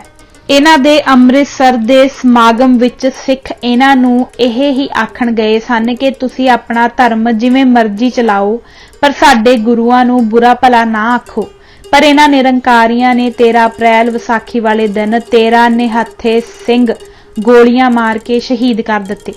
ਸਰਦਾਰ ਪ੍ਰਕਾਸ਼ ਸਿੰਘ ਬਾਦਲ ਉਦੋਂ ਪੰਜਾਬ ਦੇ ਮੁੱਖ ਮੰਤਰੀ ਸਨ ਤੇ ਇਹਨਾਂ ਦੇ ਹੁਕਮ ਨਾਲ ਉਸ ਵੇਲੇ ਦਾ ਆਈਜੀ ਪੁਲਿਸ ਸਰਦਾਰ ਭਗਵਾਨ ਸਿੰਘ ਦਾਨੇਵਾਲੀਆ ਬਾਬੇ ਗੁਰਬਚਨ ਸਿੰਘ ਨੂੰ ਆਪਣੀ ਸਰਕਾਰੀ ਗੱਡੀ ਵਿੱਚ ਬਿਠਾ ਕੇ ਕਰਨਾਲ ਛੱਡ ਕੇ ਆਇਆ ਸੀ। ਜੇ ਬਾਬੇ ਨੂੰ ਇੱਥੇ ਹੀ ਗ੍ਰਿਫਤਾਰ ਕਰਕੇ ਮੁਕੱਦਮਾ ਚਲਾਇਆ ਜਾਂਦਾ ਤਾਂ ਸ਼ਾਇਦ ਪੰਜਾਬ ਦਾ ਸੰਤਾਪ ਉਤਪੰਨ ਨਾ ਹੁੰਦਾ। ਅਦਾਲਤਾਂ ਵੀ ਇਹੋ ਜਿਹੇ ਡੇਰੇਦਾਰਾਂ ਦਾ ਸਾਥ ਦਿੰਦੀਆਂ ਹਨ। 13 ਬੰਦਿਆਂ ਦੇ ਕਿਸੇ ਵੀ ਕਾਤਲ ਨੂੰ 1 ਮਿੰਟ ਦੀ ਵੀ ਸਜ਼ਾ ਨਾ ਹੋਈ। ਉਧਰ ਪ੍ਰਕਾਸ਼ ਸਿੰਘ ਬਾਦਲ ਨੇ ਸੈਸ਼ਨ ਜੱਜ ਦੇ ਫੈਸਲੇ ਵਿਰੁੱਧ ਅਪੀਲ ਕਰਨ ਵਾਲੀ ਫਾਈਲ ਉਨਾ ਚਿਰ ਤੱਕ ਨੱਪੀ ਰੱਖੀ ਜਿੰਨਾ ਚਿਰ ਤੱਕ ਉਹਦੀ ਮਿਆਦ ਨਾ ਲੰਘ ਗਈ। ਐਸੇ ਮੁਕੱਦਮੇ ਵਿੱਚ ਹੀ ਭਾਈ ਰਣਜੀਤ ਸਿੰਘ ਨੂੰ 14 ਸਾਲ ਜੇਲ੍ਹ ਕੱਟਣੀ ਪਈ ਤੇ ਉਹਨਾਂ ਦੀ ਜਵਾਨੀ ਦੇ ਵਧੀਆ 14 ਸਾਲ ਬੇਕਾਰ ਗਏ। ਉਹਨਾਂ ਨੇ ਸਾਨੂੰ ਬਿਸਤਰੇ ਤੇ ਕਾਰਾਂ ਤੇ ਰੱਖੇ ਅਟੈਚੀਆਂ ਨੂੰ ਵੀ ਹੱਥ ਨਾ ਲਾਉਣ ਦਿੱਤਾ ਤੇ ਸਾਰਾ ਸਾਮਾਨ ਆਪ ਹੀ ਚੁੱਕ ਕੇ 13 ਤੇ 14 ਨੰਬਰ ਕਮਰੇ ਵਿੱਚ ਲਿਆਏ। ਇਹ ਦੋਵੇਂ ਕਮਰੇ ਆਮ ਕਮਰਿਆਂ ਨਾਲੋਂ ਕਾਫੀ ਵੱਡੇ ਸਨ। ਹਰ ਕਮਰੇ ਵਿੱਚ ਮੰਜਿਆਂ ਤੋਂ ਇਲਾਵਾ ਇੱਕ ਮੇਜ਼ ਉੱਤੇ ਇੱਕ ਪਾਣੀ ਦਾ ਭਰਿਆ ਹੋਇਆ ਜੱਗ ਤੇ 4-4 ਗਲਾਸ ਪਹਿਲਾਂ ਦੇ ਹੀ ਰੱਖੇ ਹੋਏ ਸਨ। ਪਾਣੀ ਦੇ ਜੱਗ ਉੱਪਰੋਂ ਢਕੇ ਹੋਏ ਸਨ ਤੇ ਗਲਾਸ ਮੁੱਦੇ ਮਾਰੇ ਹੋਏ ਸਨ। ਸਾਡੇ ਕੋਲ ਸੇਵਾਦਾਰ ਕਈ ਵਾਰੀ ਆਇਆ ਕਿ ਕਿਸੇ ਚੀਜ਼ ਦੀ ਲੋੜ ਹੋਵੇ ਤਾਂ ਦੱਸੋ, ਪਰ ਅਸੀਂ ਅੱਗੋਂ ਧੰਨਵਾਦ ਕਰਦਿਆ ਕਰੀਏ। ਮੇਰਾ ਉਹ ਰਿਸ਼ਤੇਦਾਰ ਕਹਿਣ ਲੱਗਾ, ਥੱਕੇ ਤਾਂ ਆਪਾਂ ਪਏ ਆ, 2-2 ਪੈਗ ਮਾਰ ਲੈਂਦੇ ਤਾਂ ਥਕੇਵਾਂ ਲੈ ਜਾਣਾ ਸੀ, ਪਰ ਆ ਕੰਧ ਤੇ ਲਿਖਿਆ ਹੋਇਆ ਹੈ ਕਿ ਨਸ਼ਾ ਕਰਨਾ ਮਨਾ ਹੈ। ਫਿਰ ਆ ਗਲਾਸ ਤੇ ਪਾਣੀ ਪਤਾ ਨਹੀਂ ਕਾਹਦੇ ਲਈ ਰੱਖਿਆ ਹੋਇਆ ਹੈ। ਰਾਤ ਜਿਹੀ ਪੈ ਗਈ ਪਰ ਅਸੀਂ ਉੱਦਾਂ ਹੀ ਬੈਠੇ ਰਹੇ। ਫਿਰ ਗਿਆਨੀ ਆਇਆ ਤੇ ਕਹਿਣ ਲੱਗਾ, ਤੁਸੀਂ ਬਿਲਕੁਲ ਘਰ ਵਰਗਾ ਮਹਿਸੂਸ ਕਰੋ, ਕਿਸੇ ਚੀਜ਼ ਦੀ ਲੋੜ ਹੋਵੇ ਤਾਂ ਦੱਸ ਦਿਓ। ਥੱਲੇ ਸਾਡਾ ਰੈਸਤਰਾ ਹੈ ਜਿੱਥੇ ਫਾਇਦਾ ਨਹੀਂ ਨੁਕਸਾਨ ਨਹੀਂ ਦੇ ਆਧਾਰ ਤੇ ਹਰੇਕ ਚੀਜ਼ ਮਿਲਦੀ ਹੈ, ਮੀਟ ਸੋਡਾ ਜੋ ਵੀ ਲੈਣਾ ਹੋਵੇ। ਮੇਰਾ ਰਿਸ਼ਤੇਦਾਰ ਕਹਿਣ ਲੱਗਾ, ਸੋਡਾ ਤੇ ਮੀਟ ਲੈ ਕੇ ਕੀ ਕਰੀਏ, ਤੁਸਾਂ ਤਾਂ ਆ ਕੰਧ ਤੇ ਲਿਖਿਆ ਹੋਇਆ ਹੈ ਕਿ ਨਸ਼ਾ ਕਰਨਾ ਮਨਾ ਹੈ। ਇਹ ਸੁਣ ਕੇ ਗਿਆਨੀ ਬੜਾ ਹੱਸਿਆ ਤੇ ਕਹਿਣ ਲੱਗਾ, ਮੈਂ ਵੀ ਆਖਾਂ ਭਈ ਇਹ ਚੁੱਪਚਾਪ ਕਿਉਂ ਬੈਠੇ ਹਨ। ਅਸਾਂ ਲਿਖ ਕੇ ਤੇ ਇਸ ਕਰਕੇ ਲਾਇਆ ਹੈ ਕਿ ਕੋਈ ਜ਼ਿਆਦਾ ਹੀ ਨਾ ਪੀ ਲਵੇ, ਕਿਉਂਕਿ ਇਹ ਸਾਡੇ VIP ਕਮਰੇ ਹਨ ਤੇ ਸਾਹਮਣੇ ਬਾਬਾ ਜੀ ਦੀ ਰਿਹਾਇਸ਼ ਹੈ। ਏਦਾਂ ਤੇ ਕੋਈ ਜ਼ਿਆਦਾ ਪੀ ਕੇ ਉੱਚੀ ਗੱਲਾਂ ਹੀ ਕਰੀ ਜਾਏਗਾ ਜਾਂ ਗਾਲੀ ਗਲੋਚ ਤੇ ਉੱਤਰ ਆਏਗਾ। ਪਰ ਤੁਸੀਂ ਤਾਂ ਆਪਣੇ ਪਰਿਵਾਰਾਂ ਨਾਲ ਹੋ, ਫਿਰ ਸਰਦਾਰ ਨਿਰੰਜਨ ਸਿੰਘ ਹੋਰਾਂ ਕਰਕੇ ਅਸਾਂ ਤੁਹਾਡੀ ਸੇਵਾ ਕਰਨੀ ਹੀ ਹੈ, ਸਾਡਾ ਫਰਜ਼ ਬਣਦਾ ਹੈ। ਥੋੜੀ ਦੇਰ ਬਾਅਦ ਹੀ ਸੋਡਾ, ਬਰਫ਼ ਤੇ ਮੀਟ ਤੇ ਸਲਾਦ ਵਗੈਰਾ ਆ ਗਿਆ। ਉਨੇ ਚਿਰ ਤੱਕ ਹਨੇਰਾ ਹੋ ਚੁੱਕਾ ਸੀ ਤੇ ਵਿਹੜੇ ਵਿੱਚ ਲਾਗਲੇ ਘਰਾਂ ਦੇ ਬੱਚੇ ਖੇਡਣ ਲਈ ਆ ਗਏ ਸਨ। 14-15 ਸਾਲ ਦੀਆਂ ਕੁੜੀਆਂ ਤੱਕ ਵੀ ਖੇਡਣ ਵਾਲੇ ਬੱਚਿਆਂ ਵਿੱਚ ਸ਼ਾਮਲ ਸਨ। ਸਾਡੇ ਬੱਚੇ ਵੀ ਭੱਜ ਕੇ ਥੱਲੇ ਵਿਹੜੇ ਵੱਲ ਨੂੰ ਜਾਣ ਜਿੱਥੇ ਦੂਜੇ ਬੱਚੇ ਕੋਟਲਾ ਛਪਾਕੀ ਖੇਡ ਰਹੇ ਸਨ। ਅਸੀਂ ਰੋਕੀਏ ਪਰ ਬੱਚੇ ਰੋਣ ਲੱਗ ਪੈਣ। ਅਖੀਰ ਉਹਨਾਂ ਨੇ ਥੱਲੇ ਜਾ ਕੇ ਹੀ ਸਾਹ ਲਿਆ। ਨਿਰੰਕਾਰੀਆਂ ਦੀ ਇੱਕ ਸਿਫਤ ਤਾਂ ਹੈ ਕਿ ਉਹਨਾਂ ਨੇ ਆਪਣੇ ਪੈਰੋਕਾਰਾਂ ਨੂੰ ਸਾਫ਼ ਸੁਥਰੇ ਕੱਪੜੇ ਪਾਉਣੇ ਤਾਂ ਸਿਖਾ ਹੀ ਦਿੱਤੇ ਹਨ। ਕਿਸੇ ਵੱਲ ਵੀ ਵੇਖ ਲਓ, ਸਾਫ਼ ਸੁਥਰਾ, ਨਹਾਤਾ ਧੋਤਾ ਤੇ ਖੁਸ਼ਬੂਦਾਰ ਸਜਿਆ ਤਜਿਆ ਹੀ ਨਜ਼ਰ ਆਏਗਾ। ਇਹ ਸਾਰਾ ਕੁਝ ਵੇਖਾ ਵੇਖੀ ਆਪਣੇ ਆਪ ਹੀ ਹੋ ਜਾਂਦਾ ਹੈ। ਸਾਡੇ ਬੱਚਿਆਂ ਨੇ ਵੀ 2-3 ਘੰਟੇ ਖੇਡ ਕੇ ਪੂਰਾ ਆਨੰਦ ਲੁੱਟਿਆ। ਕਦੇ ਬਾਹਾਂ ਸਿਰ ਤੋਂ ਉੱਚੀਆਂ ਕਰਕੇ ਕਿਲਕਾਰੀਆਂ ਮਾਰਨ ਲੱਗ ਪੈਣ, ਕਦੇ ਹੱਸ-ਹੱਸ ਦੋਹਰੇ ਹੋਈ ਜਾਣ। ਇਹ ਨਜ਼ਾਰਾ ਇਸ ਤਰ੍ਹਾਂ ਦਾ ਸੀ ਜਿਵੇਂ ਇਹ ਸਾਰੇ ਬੱਚੇ ਇੱਕ ਹੀ ਸਾਂਝੇ ਪਰਿਵਾਰ ਦੇ ਹੋਣ, ਕੋਈ ਮੇਰ ਤੇਰ ਨਹੀਂ। ਖੇਡਦਿਆਂ ਬੱਚਿਆਂ ਨੂੰ ਸੇਵਾਦਾਰ ਕਦੇ ਫਲ ਲਿਆ ਕੇ ਦੇਣ, ਕਦੇ ਮਠਿਆਈ, ਕਦੇ ਕੁਝ ਤੇ ਕਦੇ ਕੁਝ। ਇਹੋ ਜਿਹਾ ਵਧੀਆ ਮਾਹੌਲ ਬੱਚਿਆਂ ਨੂੰ ਕਿਤੇ ਨਹੀਂ ਮਿਲ ਸਕਦਾ। ਜਦੋਂ 2 ਕੁ ਪੈਗ ਅੰਦਰ ਗਏ ਤਾਂ ਮੇਰਾ ਰਿਸ਼ਤੇਦਾਰ ਕਹਿਣ ਲੱਗਾ, ਮੈਂ ਤਾਂ ਆਪ ਨਿਰੰਕਾਰੀ ਬਣ ਜਾਣਾ ਹੈ। ਮੈਂ ਇਹਨਾਂ ਤੋਂ ਬਹੁਤ ਪ੍ਰਭਾਵਿਤ ਹੋਇਆ ਹਾਂ। ਉਹਦੀ ਮਾਤਾ ਵੀ ਇਹ ਹੀ ਗੱਲ ਆਖੇ। ਸਵੇਰੇ ਉੱਠ ਕੇ ਨਹਾ ਧੋ ਕੇ ਤਿਆਰ ਹੋਏ ਕਿ ਚਲੋ ਗੁਰਦੁਆਰਾ ਸੀਸਗੰਜ ਸਾਹਿਬ ਦੇ ਦਰਸ਼ਨ ਕਰੀਏ ਤੇ ਫਿਰ ਦੂਸਰੇ ਗੁਰਦੁਆਰਿਆਂ ਦੇ ਦਰਸ਼ਨ ਕਰਕੇ ਲਾਲ ਕਿਲਾ ਵੇਖੀਏ। ਉਨੇ ਚਿਰ ਤੱਕ ਥੱਲੇ ਆ ਕੇ 에ਅਰ ਕੰਡੀਸ਼ਨ ਬੱਸਾਂ ਖਲੋਣੀਆਂ ਸ਼ੁਰੂ ਹੋ ਗਈਆਂ। ਨਿਰੰਕਾਰੀ ਵਿੱਚ ਬਹਿੰਦੇ ਜਾਣ ਤੇ ਬੱਸਾਂ ਤੁਰੀਆਂ ਜਾਣ। ਸਾਡੇ ਕੋਲ ਵੀ 5-6 ਬੀਬੀਆਂ ਨੇ ਵਾਰੀ-ਵਾਰੀ ਆ ਕੇ ਆਖਿਆ ਕਿ ਅੱਜ ਪਹਾੜਗੰਜ ਸਮਾਗਮ ਹੈ ਤੇ ਪ੍ਰਵਚਨ ਹੋਣੇ ਹਨ, ਤੁਸੀਂ ਵੀ ਚੱਲੋ। ਮੈਂ ਤਾਂ ਸਾਫ਼ ਹੀ ਕਹਿ ਦਿੱਤਾ ਕਿ ਮੇਰੀ ਮਾਤਾ ਨੇ ਗੁਰਦੁਆਰਿਆਂ ਦੇ ਦਰਸ਼ਨ ਕਰਨੇ ਹਨ, ਨਾਲੇ ਲਾਲ ਕਿਲਾ ਵੇਖਣਾ ਹੈ। ਪਰ ਦੂਜਾ ਸਾਰਾ ਪਰਿਵਾਰ ਹੀ ਪਹਾੜਗੰਜ ਜਾਣ ਲਈ ਬੱਸ ਵਿੱਚ ਜਾ ਬੈਠਾ। ਸਾਨੂੰ ਇੱਕ ਕਾਰ ਮੁਖਤਿਆਰ ਜਿਹੀ ਬੀਬੀ ਨੇ ਕਿਹਾ, ਚਲੋ ਤੁਸੀਂ ਅੱਜ ਗੁਰਦੁਆਰਿਆਂ ਦੇ ਦਰਸ਼ਨ ਕਰ ਆਓ। ਕੱਲ ਐਤਵਾਰ ਬਾਬਾ ਜੀ ਨੇ ਇੱਥੇ ਹੀ ਪ੍ਰਵਚਨ ਕਰਨੇ ਹਨ। ਤੁਸੀਂ ਕੱਲ ਬਾਬਾ ਜੀ ਦੀ ਰਿਹਾਇਸ਼ ਦੇ ਉੱਪਰ ਜੋ ਹਾਲ ਹੈ ਇੱਥੇ ਜ਼ਰੂਰ ਆਇਓ। ਬਾਬੇ ਦੀ ਰਿਹਾਇਸ਼ ਦੇ ਉੱਪਰ ਬਗੈਰ ਕੰਧਾਂ ਤੋਂ ਪਿੱਲਰਾਂ ਤੇ ਹੀ ਛੱਤ ਪਈ ਹੋਈ ਹੈ। ਹਰ ਐਤਵਾਰ ਉੱਥੇ ਸਮਾਗਮ ਕੀਤਾ ਜਾਂਦਾ ਹੈ। ਸ਼ਾਇਦ ਹੁਣ ਵੀ ਹੁੰਦਾ ਹੋਵੇ। ਸਵੇਰੇ ਅਸਾਂ ਆਪਣੇ ਕਮਰਿਆਂ ਵਿੱਚ ਬੈਠਿਆਂ ਹੀ ਅਜੀਬ ਨਜ਼ਾਰਾ ਵੇਖਿਆ। ਬਾਬਾ ਗੁਰਬਚਨ ਸਿੰਘ ਉੱਚੇ ਆਸਨ ਤੇ ਬੈਠੇ ਸਨ। ਸੰਗਤ ਆਈ ਜਾਵੇ ਤੇ ਮੱਥਾ ਟੇਕੀ ਜਾਵੇ ਤੇ ਬੈਠਦੀ ਜਾਵੇ। ਜਦੋਂ ਪ੍ਰਵਚਨ ਸਮਾਪਤ ਹੋ ਗਏ ਤਾਂ ਇੱਕ ਬੰਦਾ ਉੱਠ ਕੇ ਖਲੋ ਗਿਆ। ਉਸਨੇ ਕਿਹਾ, ਮੇਰੇ ਨਵੇਂ ਬਣੇ ਘਰ ਵਿੱਚ ਬਿਜਲੀ ਵਾਲੇ ਮੀਟਰ ਨਹੀਂ ਲਾ ਰਹੇ। ਇਸ ਨੁੱਕਰ ਵਿੱਚੋਂ ਇੱਕ ਬੰਦਾ ਉੱਠਿਆ ਜੋ ਸ਼ਾਇਦ ਬਿਜਲੀ ਦੇ ਮਹਿਕਮੇ ਨਾਲ ਸੰਬੰਧਿਤ ਸੀ। ਉਸਨੇ ਕਿਹਾ, ਕੱਲ ਤੁਸੀਂ ਕਿਸੇ ਵੇਲੇ ਮੇਰੇ ਦਫ਼ਤਰ ਆ ਜਾਇਓ, ਮੈਂ ਕੋਸ਼ਿਸ਼ ਕਰਕੇ ਮੀਟਰ ਲਵਾ ਦਿਆਂਗਾ। ਇਹ ਸੁਣ ਕੇ ਪਹਿਲਾ ਬੰਦਾ ਬੈਠ ਗਿਆ। ਇੱਕ ਹੋਰ ਆਦਮੀ ਉੱਠਿਆ। ਉਸਨੇ ਕਿਹਾ, ਜੀ ਮੇਰਾ ਫਲਾਣੀ ਕਲੋਨੀ, ਕਿਸੇ ਨਵੀਂ ਬਣੀ ਕਾਲੋਨੀ ਦਾ ਨਾਂ ਲਿਆ, ਵਿੱਚ ਨਕਸ਼ਾ ਪਾਸ ਨਹੀਂ ਹੋ ਰਿਹਾ ਤੇ ਦਫ਼ਤਰ ਵਾਲੇ ਰਿਸ਼ਵਤ ਮੰਗਦੇ ਹਨ। ਇੱਕ ਹੋਰ ਬੰਦਾ ਉੱਠਿਆ ਤੇ ਉਸਨੇ ਆਪਣਾ ਕਾਰਡ ਉਸ ਬੰਦੇ ਵੱਲ ਵਧਾਇਆ ਜੋ ਦੂਰ ਖਲੋਤੇ ਬੰਦੇ ਕੋਲ ਹੱਥੋਂ ਹੱਥੀ ਬੈਠੇ ਲੋਕਾਂ ਨੇ ਪਹੁੰਚਾ ਦਿੱਤਾ। ਉਸਨੇ ਵੀ ਇਹ ਹੀ ਕਿਹਾ, ਮੈਨੂੰ ਮਿਲ ਲੈਣਾ, ਤੁਹਾਡਾ ਕੰਮ ਹੋ ਜਾਵੇਗਾ। ਇਸ ਤਰ੍ਹਾਂ ਹੀ ਹੋਰ ਮਹਿਕਮਿਆਂ ਨਾਲ ਸੰਬੰਧਿਤ ਲੋਕ ਵੀ ਵਾਰੀ-ਵਾਰੀ ਆਪਣਾ ਕੰਮ ਦੱਸਦੇ ਰਹੇ ਤੇ ਕੋਈ ਨਾ ਕੋਈ ਉੱਠ ਕੇ ਉਹਨਾਂ ਨੂੰ ਭਰੋਸਾ ਦਿੰਦਾ ਰਿਹਾ ਕਿ ਕੰਮ ਹੋ ਜਾਏਗਾ। ਨਿਰੰਕਾਰੀ ਬਾਬਾ ਸਿਰਫ ਸੁਣ ਰਿਹਾ ਸੀ ਤੇ ਵੇਖ ਰਿਹਾ ਸੀ ਤੇ ਇਸ ਸਮੇਂ ਵਿੱਚ ਉਸਨੇ ਇੱਕ ਲਫ਼ਜ਼ ਵੀ ਮੂੰਹੋਂ ਨਹੀਂ ਕੱਢਿਆ। ਨਿਰੰਕਾਰੀ ਬਣ ਕੇ ਕੰਮ ਕਰਾਉਣਾ ਵੀ ਸ਼ਾਇਦ ਨਿਰੰਕਾਰੀਆਂ ਦੀ ਗਿਣਤੀ ਵਧਾਉਂਦਾ ਹੈ। ਆਪਣੇ ਨਿੱਜੀ ਕੰਮਾਂ ਦੀ ਮਾਰੀ ਦੁਨੀਆ ਨੂੰ ਕੰਮ ਹੋ ਜਾਣ ਤੇ ਰਾਹਤ ਮਿਲਦੀ ਹੋਵੇਗੀ। ਸਮਾਗਮਾਂ ਤੇ ਆਉਣ ਕਰਕੇ ਵਿਆਹਯੋਗ ਕੁੜੀਆਂ ਲਈ ਮੁੰਡੇ ਤੇ ਮੁੰਡਿਆਂ ਲਈ ਕੁੜੀਆਂ ਵੀ ਮਿਲ ਜਾਂਦੀਆਂ ਹਨ ਤੇ ਇਸ ਤਰ੍ਹਾਂ ਇਹ ਇੱਕ ਭਾਈਚਾਰਾ ਜਿਹਾ ਬਣਿਆ ਹੋਇਆ ਹੈ। ਮੇਰਾ ਰਿਸ਼ਤੇਦਾਰ ਵੀ ਹਰ ਐਤਵਾਰ ਚੰਡੀਗੜ੍ਹ ਦੇ ਨਿਰੰਕਾਰੀ ਭਵਨ ਜਾਣ ਲੱਗ ਪਿਆ, ਖਾਸ ਕਰਕੇ ਉਸ ਦਿਨ ਤੋਂ ਜਿਸ ਦਿਨ ਉਸਨੂੰ ਪਤਾ ਲੱਗਾ ਕਿ ਉਸਦੇ ਮਹਿਕਮੇ ਦਾ ਸਕੱਤਰ ਕੱਟੜ ਨਿਰੰਕਾਰੀ ਹੈ। ਇੱਕ ਹੋਰ PCS ਕੁੜੀ ਜਿਸ ਦਾ ਪਿਤਾ ਚੰਡੀਗੜ੍ਹ ਦੇ ਕਿਸੇ ਗੁਰਦੁਆਰੇ ਦਾ ਪ੍ਰਧਾਨ ਸੀ ਵੀ ਉੱਥੇ ਨਿਯਮਿਤ ਜਾਂਦੀ ਸੀ। ਜਦੋਂ ਵੀ ਸਕੱਤਰ ਨਿਰੰਕਾਰੀ ਭਵਨ ਆਵੇ, ਮੇਰਾ ਰਿਸ਼ਤੇਦਾਰ ਉਹਦੇ ਪੈਰੀ ਹੱਥ ਤੇ ਉਹ ਸਕੱਤਰ ਮੇਰੇ ਰਿਸ਼ਤੇਦਾਰ ਦੇ ਪੈਰੀ ਹੱਥ ਲਾਇਆ ਕਰੇ। 5-6 ਵਾਰੀ ਇਸ ਤਰ੍ਹਾਂ ਹੋਣ ਨਾਲ ਦੋਹਾਂ ਦੀ ਵਾਕਫੀਅਤ ਬਣ ਗਈ। ਬਸ ਇਸੇ ਵਾਕਫੀ ਦਾ ਫਾਇਦਾ ਉਠਾ ਕੇ ਇੱਕ ਦਿਨ ਉਸਨੇ ਸਕੱਤਰ ਨੂੰ ਕਿਹਾ, ਸਰ ਮੈਨੂੰ ਸ਼ੁਰੂ ਤੋਂ ਚੰਡੀਗੜ੍ਹ ਹੀ ਲਾਇਆ ਹੋਇਆ ਹੈ, ਮੈਨੂੰ ਵੀ ਬਾਹਰ ਚੰਗੇ ਥਾਂ ਲਾਇਆ ਜਾਵੇ। ਤੀਜੇ ਦਿਨ ਉਹ ਰੋਪੜ ਐਗਜ਼ੈਕਟਿਵ ਮੈਜਿਸਟ੍ਰੇਟ ਲਾ ਦਿੱਤਾ ਗਿਆ। ਇਹ ਸੀ ਨਿਰੰਕਾਰੀ ਅਫਸਰ ਸਾਹਮਣੇ ਨਿਰੰਕਾਰੀ ਬਣਨ ਦਾ ਫਾਇਦਾ। मेरा रिश्तेदार दसदा सी कि ओह कुड़ी भी जिसदा प्यो गुरुद्वारे दा प्रधान सी, जदों भी उसनूं निरंकारी भवन जाण तो रोकदा तां ओह कहिंदी, मैं नौकरी बताऊं दी करनी है कि अकबर बादशाह दी। अर्थात उसदी नज़र विच सिख बताऊं सन ते निरंकारी अफसर अकबर बादशाह। ओह साफ कह दिंदी सी, मैं सिखां कोलों की लैणा है, मेरा अफसर खुश है तां मैनूं कोई फिकर फाका नहीं। कुछ महीनिਆਂ बाद निरंकारी कांड हो गया। दोहां फिरकिਆਂ विच स्पष्ट लीक खिंची गई ते हुक्मनामा जारी हो गया तां किते जाके ओह दोवें अफसर निरंकारी भवन जाणों हटे। सरकारी कर्मचारियों विचों तां ही बहुते निरंकारी बन गए सन, क्योंकि उपरले अफसर उन्हां नूं मुनाफाखोर कुर्सियां ते बिठा दिंदे सन ते ओह कुछ भी शाही सफैदीकरण कोई एक्शन नहीं सन लैंदे। दसदे हन जदों निरंजन सिंह सकत्तर ट्रांसपोर्ट सी तां एक कंडक्टर नूं जो निरंकारी सी उन्हां ने अमृतसर तो डेरा बाबा नानक वाली बस ते ला दिता। उत्थे एक मेला लगदा है जो बहुत ही भरदा है।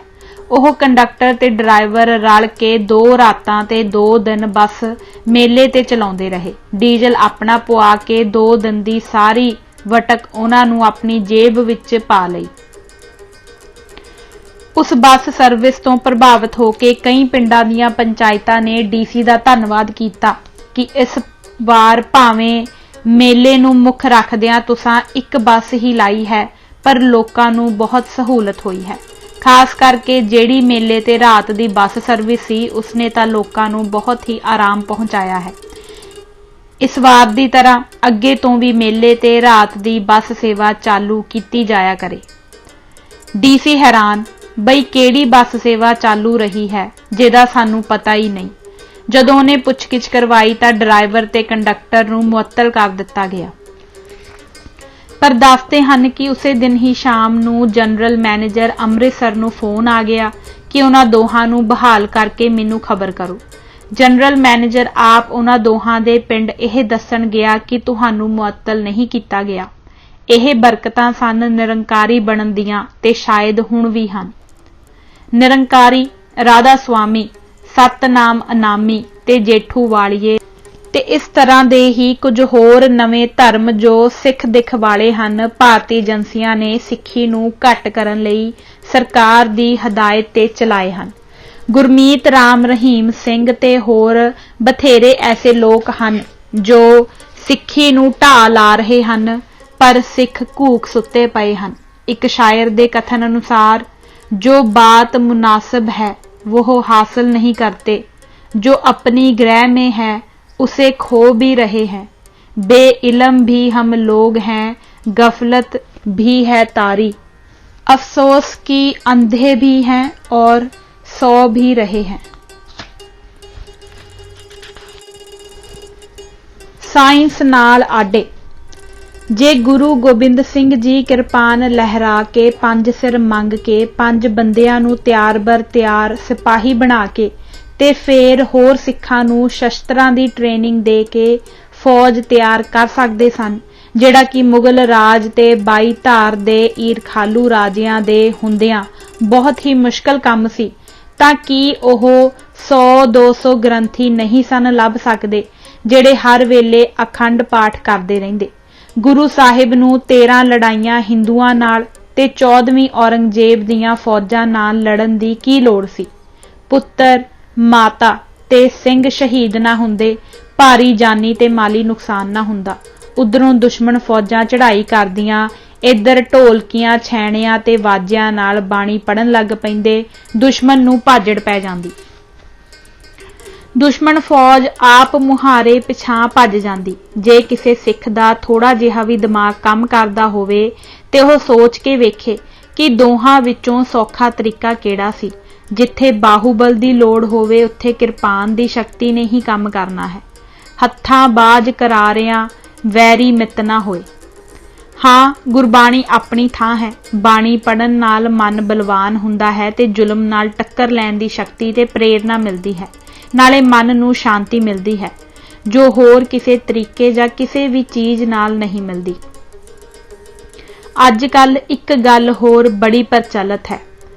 ਸਰਬ ਰੋਗ ਕਾ ਔਖਦ ਨਾਮ, ਸਾਰੀਆਂ ਬਿਮਾਰੀਆਂ ਦਾ ਨਾਮ ਅਰਥਾਤ ਬਾਣੀ ਦੇ ਜਾਪ ਨਾਲ ਇਲਾਜ। ਇਸ ਬਾਰੇ ਬਹੁਤ ਕੁਝ ਲਿਖਣ ਦੀ ਲੋੜ ਨਹੀਂ। ਗੁਰੂ ਰਾਮਦਾਸ ਜੀ ਆਪ ਖੁਦ ਦਵਾਈਆਂ ਤਿਆਰ ਕਰਕੇ ਬਿਮਾਰ ਤੇ ਦੁਖੀਆਂ ਨੂੰ ਦਿੰਦੇ ਸਨ। ਜੜੀ ਬੂਟੀਆਂ ਆਪ ਪਛਾਣ ਕੇ ਲਿਆਉਂਦੇ, ਸੁਕਾ ਬਣਾ ਕੇ ਕੁਟਵਾਉਂਦੇ ਤੇ ਫਿਰ ਦਵਾਈਆਂ ਬਣਾ ਕੇ ਮਰੀਜ਼ਾਂ ਨੂੰ ਦਿੰਦੇ। ਗੁਰੂ 10ਵੇਂ ਪਾਤਸ਼ਾਹ ਨੇ ਭਾਈ ਕਨਈਏ ਨੂੰ ਪਾਣੀ ਪਿਆਉਣ ਦੇ ਨਾਲ ਮੱਲਮ ਦੀ ਡੱਬੀ ਵੀ ਦਿੱਤੀ ਸੀ ਤਾਂ ਕਿ ਜ਼ਖਮਾਂ ਤੇ ਦਵਾਈ ਲਾਈ ਜਾ ਸਕੇ। ਉਪਰੋਕਤ ਕਿਸਮ ਦੇ ਨਾਂ ਰੱਖ ਕੇ ਦੁਖੀ ਲੋਕਾਂ ਨੂੰ ਚੰਗਾ ਇਲਾਜ ਕਰਵਾਉਣ ਵਿੱਚ ਦੇਰ ਕਰਵਾ ਦੇਣਾ ਵੀ ਇਖਲਾਕੀ ਜੁਰਮ ਕਰਨ ਵਰਗਾ ਜੁਰਮ ਹੀ ਹੈ। ਜੇ ਇਸ ਤਰ੍ਹਾਂ ਹੋ ਸਕਦਾ ਹੁੰਦਾ ਤਾਂ ਸਾਰੇ ਡਾਕਟਰ ਤੇ surgeon all India institute of medical science ਅਤੇ ਪੋਸਟ ਗ੍ਰੈਜੂਏਟ ਇੰਸਟੀਚਿਊਟ ਵਰਗੀਆਂ ਸੰਸਥਾਵਾਂ ਬੇਕਾਰ ਸਿੱਧ ਹੁੰਦੀਆਂ। ਸਰਬ ਰੋਗ ਕਾ ਔਖਦ ਨਾਮ ਤਾਂ ਦੁਨੀਆ ਦੇ ਕੋਨੇ-ਕੋਨੇ ਤੱਕ ਫੱਟ ਪਹੁੰਚ ਸਕਦਾ ਸੀ। ਲੋਕ ਬਾਣੀ ਪੜ੍ਹਦੇ ਤੇ ਰੋਗ ਤੋਂ ਛੁਟਕਾਰਾ ਪਾ ਲੈਂਦੇ, ਪਰ ਨਹੀਂ, ਇਹ ਮਨਮਤ ਤੇ ਬ੍ਰਾਹਮਣਵਾਦੀ ਸੋਚ ਹੈ। ਪਾਕਿਸਤਾਨ ਦੇ ਜਗੀਰਦਾਰ ਜਿਨ੍ਹਾਂ ਦੇ ਵੱਡੇ ਵਡੇਰੇ ਪੀਰ ਦਾ ਖਿਤਾਬ ਹਾਸਲ ਕਰ ਚੁੱਕੇ ਹਨ ਤੇ ਹੁਣ ਆਪ ਵੀ ਪੀਰ ਅਖਵਾਉਂਦੇ ਹਨ, ਅੱਜ ਕੱਲ੍ਹ ਜਗੀਰਦਾਰੀ ਦੇ ਨਾਲ-ਨਾਲ ਸਿਆਸਤ ਵਿੱਚ ਵੀ ਹੱਥ ਪੈਰ ਮਾਰਦੇ ਹਨ। ਇਸੇ ਤਰ੍ਹਾਂ ਜਿਸ ਤਰ੍ਹਾਂ ਬੀਬੀ ਜਗੀਰ ਕੌਰ ਡੇਰੇਦਾਰ ਵੀ ਹੈ ਤੇ ਸਿਆਸੀ ਵੀ। ਉਹਨਾਂ ਨੇ ਆਪਣੇ ਮਹੱਲਨੁਮਾ ਘਰਾਂ ਵਿੱਚ 1-2 ਕਮਲੇ ਜਿਹੇ ਰੱਖੇ ਹੁੰਦੇ ਹਨ ਜਿਨ੍ਹਾਂ ਨੇ ਮਲੰਗਾ ਵਰਗੇ ਕੱਪੜੇ ਪਾਏ ਹੁੰਦੇ ਹਨ, ਹੱਥ ਵਿੱਚ ਘੁੰਗਰੂਆਂ ਵਾਲਾ ਘੋਟਣੇ ਵਰਗਾ ਸੋਟਾ ਫੜਿਆ ਹੁੰਦਾ ਹੈ। ਜਦੋਂ ਬਾਹਰੋਂ ਲੋਕ ਪੀਰ ਜੀ ਨੂੰ ਮਿਲਣ ਆਉਂਦੇ ਹਨ ਤਾਂ ਉਹ ਘੁੰਗਰੂ ਛਣਕਾ ਕੇ ਨੱਚਣਾ ਸ਼ੁਰੂ ਕਰ ਦਿੰਦੇ ਹਨ, ਭੁੜਕਦੇ ਤੇ ਗਾਉਂਦੇ ਹਨ, ਪੀਰ ਸਾਈਂ ਆਈਐ ਮਿੱਠੇ ਚੌਲ ਖਾਦੇ। ਇਸ ਤਰ੍ਹਾਂ ਮਿਲਣ ਆਏ ਲੋਕਾਂ ਤੇ ਉਹ ਬੜਾ ਧਾਰਮਿਕ ਪ੍ਰਭਾਵ ਪਾਉਂਦੇ ਹਨ। ਇਸੇ ਤਰ੍ਹਾਂ ਹੀ ਸਿੱਖ ਸਾਧਾਂ ਨੇ ਵੀ ਆਪਣੇ ਡੇਰਿਆਂ ਤੇ ਕਮਲੇ ਜਿਹੇ ਸਿੱਖ ਰੱਖੇ ਹੁੰਦੇ ਹਨ ਜਿਹੜੇ ਬਾਹਰ ਬੈਠੇ ਝੂਠੀਆਂ ਜਿਹੀਆਂ ਕਹਾਣੀਆਂ ਸੁਣਾ ਕੇ ਸਾਧਾਂ ਦੇ ਪਹੁੰਚੇ ਹੋਏ ਹੋਣ ਦਾ ਯਕੀਨ ਵਿਚਾਰੇ ਦੁਖੀ ਲੋਕਾਂ ਨੂੰ ਕਰਵਾਉਂਦੇ ਰਹਿੰਦੇ ਹਨ। ਇੱਕ ਗੁਰਦੁਆਰੇ ਦੇ ਬਾਹਰ ਬੈਠੇ ਇਸੇ ਤਰ੍ਹਾਂ ਦੇ ਹੀ ਇੱਕ ਟੁੱਕੜ ਬੋਚ ਨੇ ਗੱਲ ਸੁਣਾਈ, ਤੁਸੀਂ ਕਿਤੇ ਬੁੱਧਵਾਰ ਨੂੰ ਆਇਓ, ਜੇ ਤੁਹਾਡੀ ਕਿਸਮਤ ਚੰਗੀ ਹੋਈ ਤੇ ਜੇ ਕਿਤੇ ਤੁਹਾਨੂੰ ਸੰਤਾਂ ਦੇ ਦਰਸ਼ਨ ਹੋ ਗਏ ਤਾਂ ਮੈਂ ਕਹਿਣਾ ਤਰ ਜਾਉਂਗੇ। ਵੇਖਿਓ ਤੇ ਸਹੀ ਕਿੱਦਾਂ ਇੱਥੇ 6 ਕੁੜੀਆਂ ਤੋਂ ਬਾਅਦ 2 ਮੁੰਡਿਆਂ ਦੀਆਂ ਉਂਗਲੀਆਂ ਫੜੀ ਲੋਕ ਆਉਂਦੇ ਐ। ਬਸ ਜੀ, ਜਿਹੜਾ ਇੱਥੇ ਆ ਗਿਆ ਉਹਦੇ ਮੁੰਡਾ ਹੋਣਾ ਹੀ ਹੋਣਾ। ਇਹ ਸਾਰੀਆਂ ਗੱਲਾਂ ਬਕਵਾਸ ਹਨ। ਲੜਕਾ ਪੈਦਾ ਹੋਣ ਦੇ ਦੋਸ਼ ਤੇ ਗੁਣ ਕੁਦਰਤ ਅਨੁਸਾਰ ਹਨ। ਔਰਤ ਵਿਚਾਰੀ ਨਾ ਕੁੜੀ ਜੰਮਣ ਲਈ ਜ਼ਿੰਮੇਵਾਰ ਹੈ ਨਾ ਮੁੰਡਾ, ਸਿਰਫ ਝੁੱਡੂ ਆਦਮੀ ਹੀ ਇਸ ਲਈ ਜ਼ਿੰਮੇਵਾਰ ਹੈ। ਪਰ ਜ਼ਿਆਦਾ ਕੁੜੀਆਂ ਹੋਣ ਤੇ ਔਰਤ ਨੂੰ ਘਰੋਂ ਕੱਢ ਦਿੱਤਾ ਜਾਂਦਾ ਹੈ ਜਾਂ ਹੋਰ ਵਿਆਹ ਕਰਵਾ ਲਿਆ ਜਾਂਦਾ ਹੈ, ਜਦੋਂ ਕਿ ਕਸੂਰ ਸਾਰਾ ਆਦਮੀ ਦਾ ਹੀ ਹੁੰਦਾ ਹੈ ਪਰ ਸਜ਼ਾ ਜਨਾਨੀ ਨੂੰ ਮਿਲਦੀ ਹੈ। ਇਹ ਫਾਰਮੂਲਾ ਮੈਡੀਕਲ ਸਾਇੰਸ ਦਾ ਹੈ ਜਿਨ੍ਹਾਂ ਨੂੰ ਡਾਕਟਰਾਂ ਨੇ ਖੋਜ ਕਰਕੇ ਲੱਭਿਆ ਹੈ। ਅਨਪੜ੍ਹ ਤੇ ਮੂਰਖ ਸਾਧਾ ਸੰਤਾਂ ਨੂੰ ਤੇ ਅਜੇ ਵੀ ਇਸ ਗੱਲ ਦਾ ਪਤਾ ਨਹੀਂ, ਫਿਰ ਮੁੰਡਾ ਜੰਮਣ ਦੀ ਗਾਰੰਟੀ ਉਹ ਕਿਵੇਂ ਕਰ ਸਕਦੇ ਹਨ? ਏਦਾਂ ਦੇ ਸਾਧ ਠੱਗ ਹੋਏ ਕਿ ਨਾ।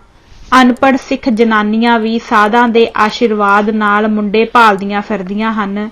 ਇਹ ਸਭ ਜਹਾਲਤ ਹੈ, ਹੋਰ ਕੁਝ ਨਹੀਂ। ਭਗਤ ਫਰੀਦ ਜੀ ਨੇ ਠੋਕ ਕੇ ਸੱਚ ਨੂੰ ਸੱਚ ਕਿਹਾ। ਉਹ ਸੂਫੀ ਸਨ, ਬਹੁਤਾ ਲੱਗ ਲਬੇੜ ਨਹੀਂ ਸੀ ਜਾਣਦੇ। ਉਹਨਾਂ ਨੇ ਜਿੰਨੀ ਬਾਣੀ ਰਚੀ ਠੇਠ ਪੰਜਾਬੀ ਤੇ ਆਪ ਮੁਹਾਰੇ ਮੂੰਹ ਵਿੱਚੋਂ ਫੁੱਟਣ ਵਾਲੇ ਸ਼ਬਦਾਂ ਵਿੱਚ ਲਿਖੀ। ਇੱਕ ਵੇਲਾ ਸੀ ਜਦੋਂ ਬਾਬਾ ਫਰੀਦ ਜੀ ਆਪ ਦੁਵਿਧਾ ਵਿੱਚ ਸਨ। ਉਹਨਾਂ ਨੂੰ ਸਮਝ ਨਹੀਂ ਸੀ ਆਉਂਦੀ ਕਿ ਉਹ ਜੰਗਲ ਵਿੱਚ ਜਾ ਕੇ ਤਪ ਕਰਨ ਜਾਂ ਗ੍ਰਹਿਸਤੀ ਰਹਿ ਕੇ ਗ੍ਰਹਿਸਤੀਆਂ ਵਾਂਗ ਜੀਵਨ ਬਤੀਤ ਕਰਨ। ਕਹਿੰਦੇ ਹਨ ਬਾਬਾ ਫਰੀਦ ਜੀ ਸੋਚਾਂ ਵਿੱਚ ਡੁੱਬੇ ਹੀ ਆਪਣੇ ਪਿੰਡ ਦੀ ਗਲੀ ਵਿੱਚ ਅੱਧ ਵਿਚਕਾਰ ਤੁਰੇ ਜਾਂਦੇ ਸਨ।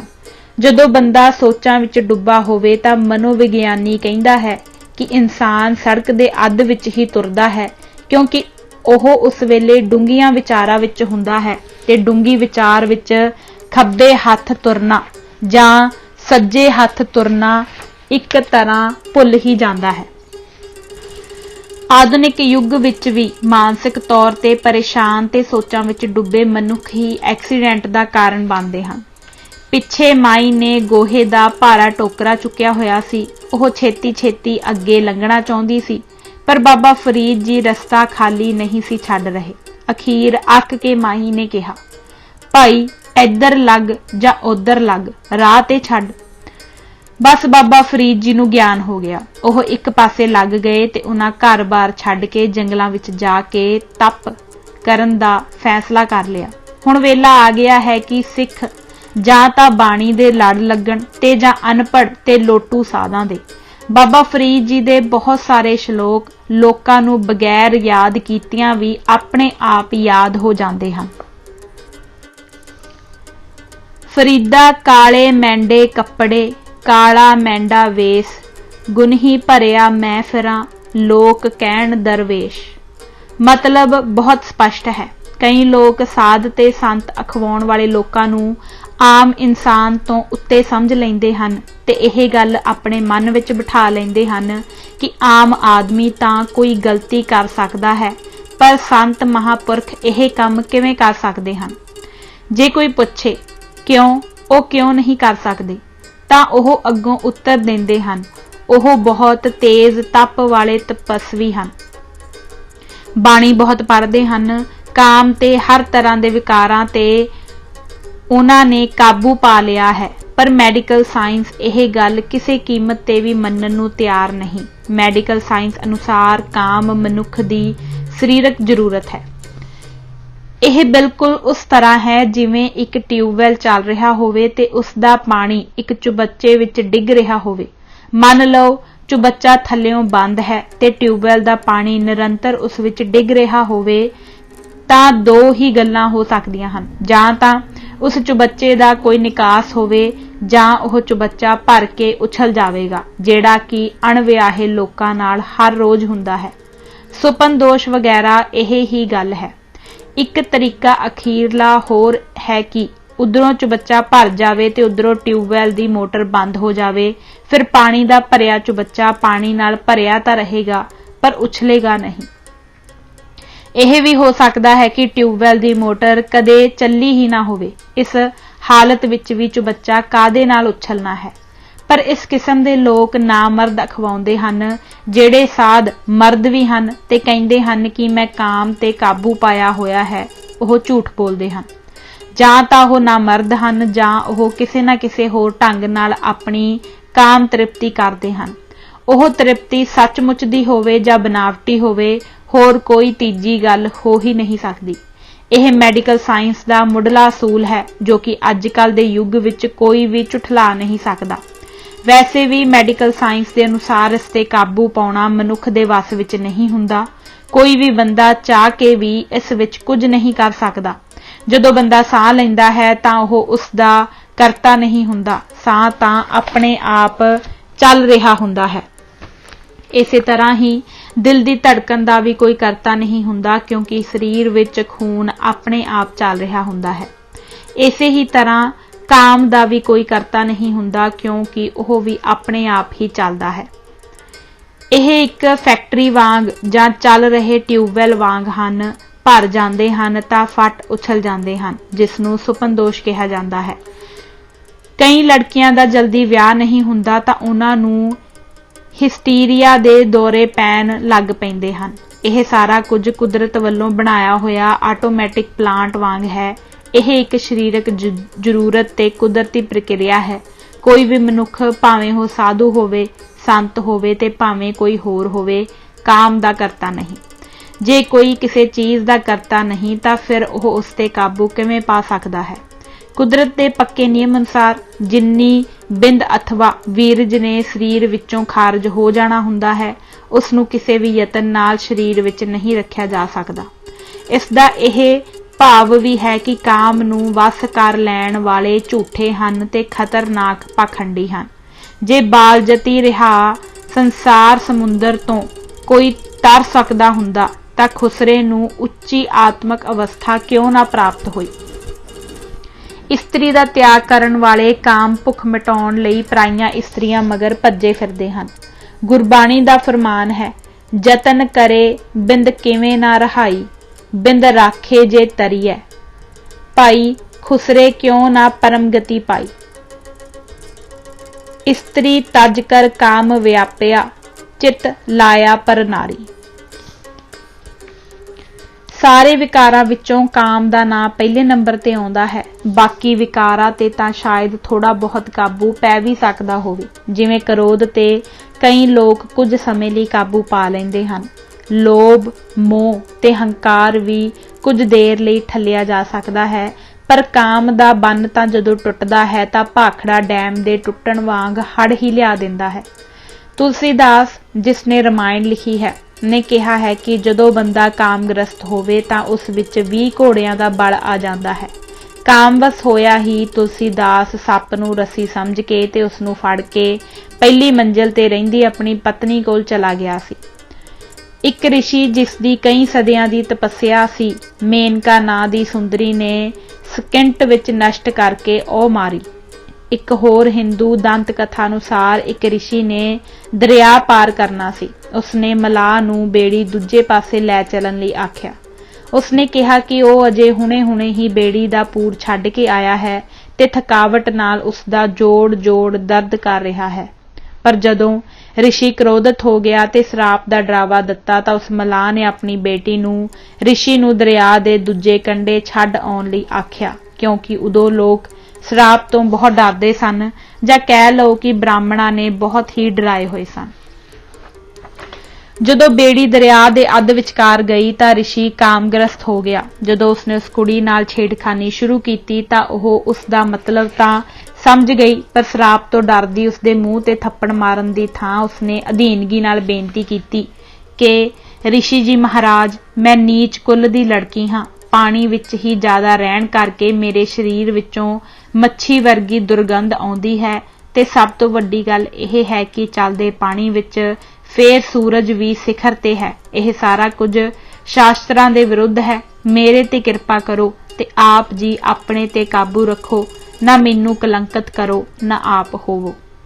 ਪਰ ਉਹ ਰਿਸ਼ੀ ਕਾਮ ਨਾਲ ਇੰਨਾ ਅੰਨਾ ਹੋ ਚੁੱਕਾ ਸੀ ਕਿ ਉਸਨੇ ਇੱਕ-ਇੱਕ ਕਰਕੇ ਕੁੜੀ ਦੁਆਰਾ ਪਾਈਆਂ ਸਭ ਅੜਚਨਾਂ ਦੂਰ ਕਰ ਦਿੱਤੀਆਂ।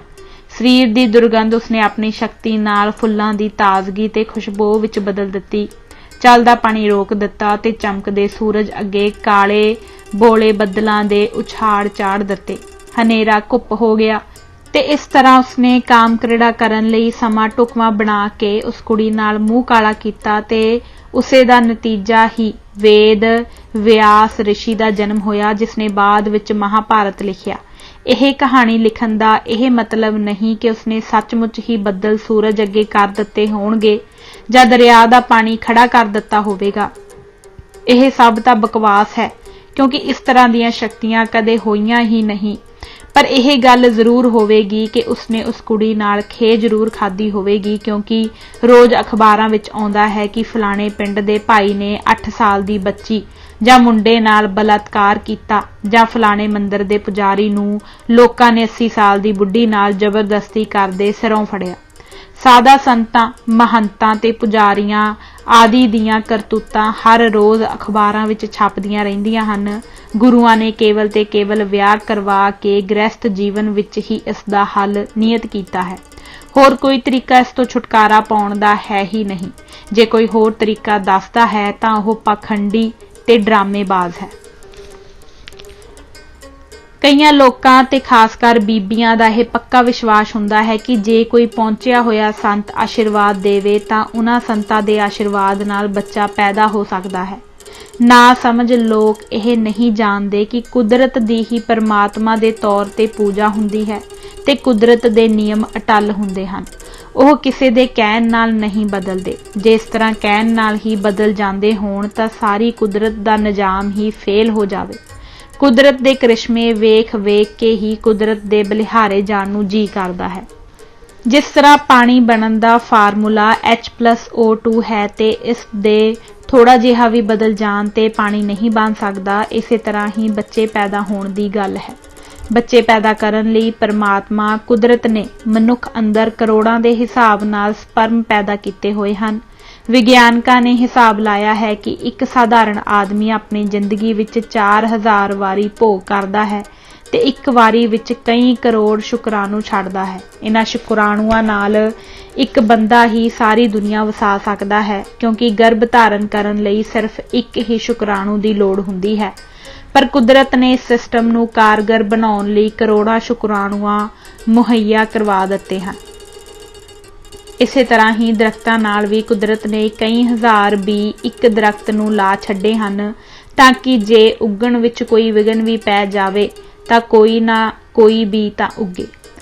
सिंबल दा रुख वड्डा रुख हुंदा है, जे उसदे सारे भी उसदे थल्ले ही डिग पैण तां ओह उग तां पैणगे पर वध फुੱਲ नहीं सकदे, क्योंकि पौदिਆਂ ਨੂੰ ਵਧਣ ਲਈ कड़कदी धुप, मींह ते हनेरियां वगैरह दी सख्त लोड़ हुंदी है। कुदरत ने बी नूं दरख्त नालों दूर लै जाण लई बी नाल कपाह जही वर्गा रूह भी ला दिता है तां कि बी उड़ के दूर चला जावे। बहुते भी इस करके दरख्त नाल लाए हन कि की पता कोई भी पानी विच डिग पवे जां कोई पहाड़ दी डूंगी खड्ड विच जा डिगे, कोई भी तां ठीक टिकाणे ते डिगणगे ही ना। इसे तरह ही कुदरत ने बोड़ ते पिपल दी नस्ल वधाउण लई अजीब ढंग वरतिया है। कई पंछी इन्हां संघणे ते वड्डे रुखां ते अपना बसेरा बनाउंदे हन तां इह पंछी उन्हां दरख्तां दे फल खा लैंदे हन। दूर किते जाके जदों इह विठ करदे हन तां दरख्त उत्थे उग पैंदा है। आम तौर ते पिपल ते बोहड़ दे बूटे इमारतां विच उगे मिलदे हन। जे इह गोहला इन्हां दरख्तां दे थल्ले ही डिग पैण ते पौधे उग भी आउण तां वध फुੱਲ नहीं सकणगे, क्योंकि इन्हां दरख्तां थल्ले धुप नहीं पैंदी जो कि पौधिਆਂ ਦੇ ਵਧਣ ਲਈ बहुत ਜ਼ਰੂਰੀ है। नाले वड्डे दरख्त दे थल्ले ही छोटे उग पैण तां बड़ा कीच मचोला जिहा पै जावेगा, जो कि कुदरत दे असूलां मुताबक कुदरत नूं मंजूर नहीं। इसे तरह ही मनुख दी संतान उत्पत्ति दी गल है। कुदरत ने एक नियम दे तहत यह सब कुछ कीता होया है। उस विच किसी भी बंदे दा भावें ओह संत होवे, औलिया होवे जां कोई भी लोकां दियां नज़रां विच जाहरे तो जाहरा मनुख होवे, कुदरत दे नियमां नाल छेड़छाड़ नहीं कर सकदा। बच्चा जम्मन दा तरीका शुरू तो लैके बच्चा जम्मन तक कुदरत दे नियम अनुसार हुंदा है। बंदे दे बोलां दा, असीसां दा जां बददुआवां दा जां प्रवचनां दा उस सारी प्रक्रिया विच कोई स्थान नहीं हुंदा। मनुख दी जिंदगी ते मौत पूरी तरह परमात्मा दे हत्थ विच है। ना तां इस विच कोई रत्ती भर दा वाधा कर सकदा है ते ना ही इस नूं घटा सकदा है। एक मशहूर सूफी फकीर बाबा वजीद ने कहा है, परमात्मा जो मर्जी करे, ना तां कोई उसनूं सलाह दे सकदा है, ना ही उसके कीते काम विच कोई नुक्स ही कढ़ सकदा है। अपनी कविता दे हर बंद थल्ले ओह इह कहिंदे हन, वजीदा कौन साहिब नूं आखे इंज नहीं इंज कर। वजीद जी परमात्मा नूं कहिंदे हन कि काफरां दी कांशी दरिया दे कंढे ते वसा दित्ती है, पर अल्लाह दा घर रेत दे टब्बियां विच जाके बनाया है जिथे पानी दी बूंद भी नहीं मिलदी। वजीद जी कहिंदे हन, मक्का जा बनाउस विच पहाड़ियां, गर्मी थी लूंदे पठ सुकदियां झाड़ियां, कांशी पीठ वहाउस गंगा नीर धर, वजीदा कौन साहिब नूं आखे इंज नहीं इंज कर। इसे तरह हज़रत मुहम्मद साहिब दे पुत्रां दी मौत ते ओह कहिंदे हन, आप नबी मकबूल रसूल खुदा दा, नबियां दा सरदार रसूल खुदा दा, उम्मत दे पुत जिउण ओदे जान मर, वजीदा कौन साहिब नूं आखे इंज नहीं इंज कर। हसन हुसैन जिहड़े हज़रत मुहम्मद साहिब दे नवासे सन, उन्हां दी मौत बारे ओह कहिंदे हन, हसन हुसैन नवासे पाक रसूल दे, फातिमा दे फरजंद अली मकबूल दे, उमतियां थी ओह कहाए लत धर, वजीदा कौन साहिब नूं आखे इंज नहीं इंज कर। कुदरत दी मर्जी ते टिप्पणी करदे होए ओह कहिंदे हन, इकना दे घर पुत, पुत्तां घर पोतरे, इकना दे घर धीआं, धीआं घर दोतरे, इकना दे घर इक ते ओ भी जावे मर, वजीदा कौन साहिब नूं आखे इंज नहीं इंज कर। अखीर ते वजीद जी कहिंदे हन कि परमात्मा दा नां ही सब कुछ है। कोई भी बंदा भावें ओह साध होवे, संत होवे, पैगंबर होवे जां कोई होर पहुंचिया होया होवे, ओह अपना भी कुछ नहीं सवार सकदा, होर किसे दा उसने की करना है। पर मूर्ख लोग छोटे छोटे जीवन दे सुख भी साधा संतां कोलों लभदे फिरदे हन। जे हज़रत मुहम्मद साहिब जिन्हां दे पैरोकारां दी गिणती दुनिया विच ईसाइयां तो दूजे नंबर ते आउंदी है, परमात्मा दे कंमां विच कोई दखल अंदाजी नहीं कर सके तां इह डेरियां दे मामूली साध परमात्मा अगे की शै हन। ना कर खुदी गुमान जुआन मर जाएगा, धन जोबन थिर नाही अंत पछताएगा। जैसी कच की चूड़ी तैसी देह है, वजीदा थिर साहिब का नाम होर सब खे है। कई लोग सिर्फ बहस करन करके ही कहिंदे हन कि डॉक्टर किवें मुदाखलत कर दिंदे हन। डॉक्टर किसी तरह की भी कोई मुदाखलत नहीं करता, सिर्फ टेस्ट करके दस दिंदा है कि इस कुदरती सिस्टम विच कित्थे की खराबी है। कई खराबियां डॉक्टर दे ठीक करन योग हुंदियां हन। कई वार किसी नाड़ी दे बंद होण करके शुक्राणु बाहर नहीं निकलदे जां कोई झिल्ली वर्गा परदा रुकावट पाउंदा होवे तां डॉक्टर ऑपरेशन करके जां किसी दवाई दी मदद नाल ओह रुकावट दूर कर दिंदे हन ते रस्ता खुल जाण नाल बच्चा पैदा हो जांदा है।